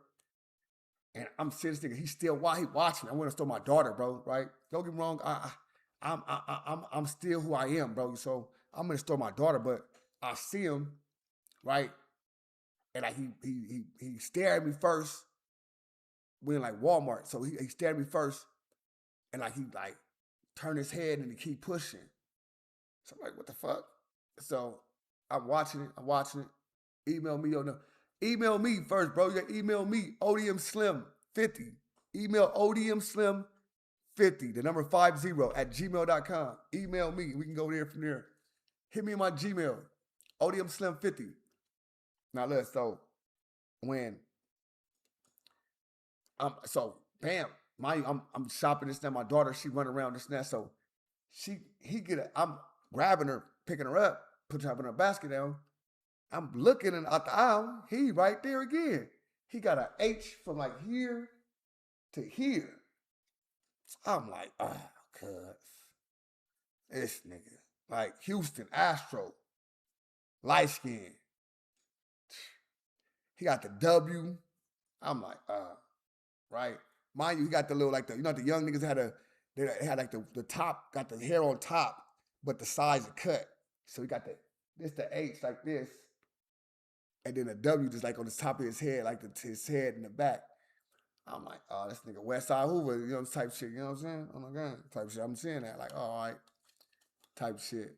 Dead homies. So I'm like, boom, I'm getting the aisles, woo. But you know me, I'm just not a nigga stare at me. Now I'm finna go now. Now I wanna go that way and see if you gonna like, all right, you know what I'm saying? Cause let's go ahead and get this competition. I'm not finna be around the store. You about to look around for me all the store. Like now I wanna go ahead and switch out. So I'm like, man, I just pull up, you know what I'm saying? I got my daughter in my basket. I'm like, boom, I'm like, pass by, you know what I'm saying? I'm like, what up, bro? I'll be regular, you know what I'm saying? I'm a regular nigga, what up, bro? Hey, what's happening, fool? Hey, what's happening? Like, and I seen the energy, bro. His whole energy was like more excitement, you know what I'm saying? So I'm like, boom. So I never like, oh, what think what you, like, you know what I'm saying? So, I mean, what's the deal? Like, bro, what's the deal? I'm smiling and shit, you know what I'm saying? I'm a smiling ass nigga, cuz. I love to smile, cuz. So I smile like, you know, what's the deal, fool? Like, he like, no, you ODM Slim? I'm like, yeah, that's me, bro. You on the hood. Like, yeah. He like, man, fool, I'm looking like this, not this nigga, man, and everything, bro. Woo, woo. So he chop it up like, boom. So what's up with this person? You know what I'm saying? Hey, man, yeah, when you felt I was spotted like this and that, woo, woo, bro. Like, I like them. Y'all was back doing that, this and that, right? Boom. I'm like, oh, is that right? So I'm sitting there, I'm like, bam. So he throwing me off, though. He throwing me all the way off. On Crip, I'm thrown off now, I'm like, bam. So I'm like, damn. But he's like, bam, like, yeah, man. So we chopping me up. I'm like, yeah, no, for sure. He's like, so you think Loose Cannon ain't gonna flip on Big U? I'm like, man, he damn near gonna do it, you know what I'm saying? I'm like, man, that's what I'm saying, man. Woo. He's like, I'm from Washington, though, bro, you know what I'm saying? Woo. He's like, I'm from Washington. So he's like, I'm saying, what's called it? No, you know, you say, I'm from Hoover. I'm like, no, I could tell that, you know what I'm saying? I see the side of She's like, no, yeah, for sure. He's like, no, I didn't even like that, though. Like, I don't want to be banging on you. That's why I didn't want to approach you like I was banging on you, bro. You know what I'm saying? I'm like, nah, it's good, fool. He like, nah, for sure. Like, I just want to like, I'll make sure with you. Like, he like, nah, I'm from Hoover, bro, but nigga, I fuck with you, bro. I'm from Seattle, bro. You know what I'm saying? Woo, you know what I'm saying? This now from Seattle, bro. You know what I'm saying? Bam. I'm like, nah, for sure. He like, you know, we fuck with you up here, bro. I be in the hood with the homies. Even my homies that be out here, they fuck with you, bro. Like, you a cool nigga. Like, I'm like, for sure. He like, yeah, nah. You know what I'm saying? It's good to see you and all that. And I just, my daughter, she be like, she don't like that type of shit. She be like, this nigga, like, this nigga right here. Like, my daughter always be like, nigga, you always, that's why she be trying to be a YouTuber. That's why you always use Catcher. She always thinks she can come in here and take my fans. She think he'll take my fans. I told her my fans are old. No, don't do that. Don't put your number in the, do not put your number in the chat, bro. Do not put your number in the chat. You know what I'm saying? I'm not going to be able to do it, bro. So I ain't going to, you know what I'm saying? Do not put your number in this chat, bro. Please. Don't do that. You got to find another way to contact somebody, bro. You do not drop your number in the chat. Set. No, for sure. Nah, that's a fact. I told my nigga, I told his son, like, you got to start building, bro. Nigga, we destroyed, I destroyed a lot, you know what I'm saying? And send my motherfucking daughter spelling 6-letter words and shit like that, bro. That shit, like I said, is exciting as fuck. Wait, Seattle, no, for sure. He moving. Dead homies, H, boom, them niggas. I'm not knowing Washington's all Hoover State. My home number already know. Yeah, Washington is a Hoover State, bro. That's if you know that Washington is a Hoover State, bro. They got like 9, 10, 8 sets in like Seattle. You know what I'm saying? They got some other shit through Washington. Hoovers is all through Washington. That's a fact. That's a fact. Hoovers is all through Washington, bro. That's a known fact. And I ain't know that at first. They literally early. Fact. No, it's a known fact. They got like 8. So Peanut, I think Peanut was from 107. came up here, started some stuff. They got different names for their sets. They don't got 107. They just a name, but they 7-4 started them. That name, but the 107 started them. You know what I'm saying? So they hoovers for sure. For sure. That's a fact. That's a fact, bro. It's a fact. Big, you know what I'm saying? They be it's big H's. I don't listen like they really, bro. They be for that Seattle niggas in 60s, niggas in Seattle. They really hoovers though. They not, you know what I'm saying? They beef with each other sometimes. They get into it with each other. They like that. We bang Paru in Spokane. Where Paru's at in Spokane? Where they at? What hood did they call it? What hood Paru's in Spokane? There's a lot of white people in Spokane. Them niggas be all melodic niggas. For sure. They all melodic. Spokane, Paru. Spokane City, Paru. On YouTube already. All right, go ahead. Hey, look, one of my mods, go ahead and do your number, and my mod's going to take a screenshot. They're going to send it to me. So go ahead and do your thing, but my mod's going to catch it. You don't have to worry about nothing. Just do it and delete it. My mod's going to catch it. East 33rd, South Hill. East 33rd. East 33rd and South Hill.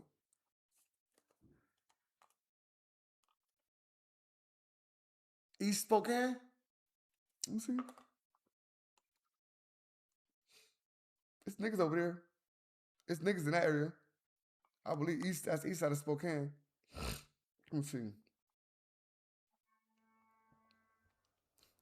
I gotta see how that area looks. No, I'm just saying because I want to fuck with them on the dead homies. I want to fuck with them. That's what I be on. I be want to fuck with niggas. I be want to tap in. It's nigga on the hood. I be want to tap in. Hold on, let me put these motherfucking things up for my baby while I'm talking to y'all right quick. We about to get up out of here, bro.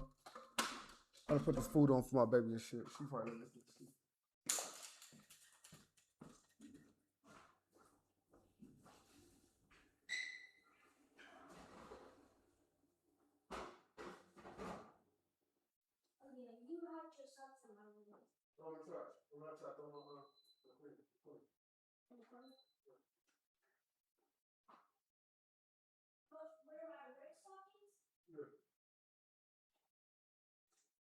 What cook right now?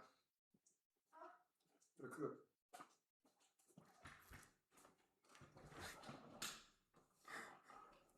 One love, you right now. Call me Slim, answer. Better answer. They said, call me Slim, better answer. It's crazy. Salute to everybody, bro. I'll see y'all in a minute, bro. I'm finna go cook for my baby and shit, bro. I got shit to do. I'll see y'all in a minute, bro. East Spokane. Parus, tap in with me, bro. On IG, ODM Slim Show on ODM Slim Show on IG. I'm gonna go vlog y'all niggas. I'm gonna put y'all on my shit. I'll be my first vlog. I'm doing my flu vlog next week. I'm gonna start my flu vlogs. So I'm gonna go out. I got a couple of little spots I'm gonna check out, and I'm gonna do the vlogs and shit. So I'm gonna start my food vlogs and all that. It's the 57th ingredients, bro. The 57th ingredient is me. You know what I'm saying? Come get to the 57th ingredient. On the hood, nah, but and then me and my little cousin, he a chef and shit. I'm gonna get him to start cooking and stuff. He gonna come over and cook all the stuff. So yeah, we finna be doing it up, 57 ingredients and stuff like that. So make sure y'all tap in with the page. Me and my little cousin, I'm finna call him right. I'm finna call that nigga, man. Gotta hit that nigga. We gotta do our verse. We gotta do our first shit. Fuck that. We gotta do our first shit. Okay. So yeah, man, I'm finna we gonna drop new content, do all type of stuff. I'm finna No Custards. I'm gonna do my first. I'm gonna do my cousin will do the first. We'll do our first episode of No Custards, the documentary style things. We're gonna be doing that about 2 weeks. So make sure y'all tap in with that. Everybody salute, double tap the screen. Y'all make sure y'all like the video. If y'all on Twitch, shout out to Twitch. If y'all Twitch side, man, Tap in with Twitch. If y'all not on Twitch already, ODM Slim Show on Twitch, man. Tap in. Subscribe to the channel on Twitch, man. I'm trying to get this shit rolling on Twitch, man. Let's go. I'm be getting it going, man. Let's go. I'm going to wait for a certain area. I'm trying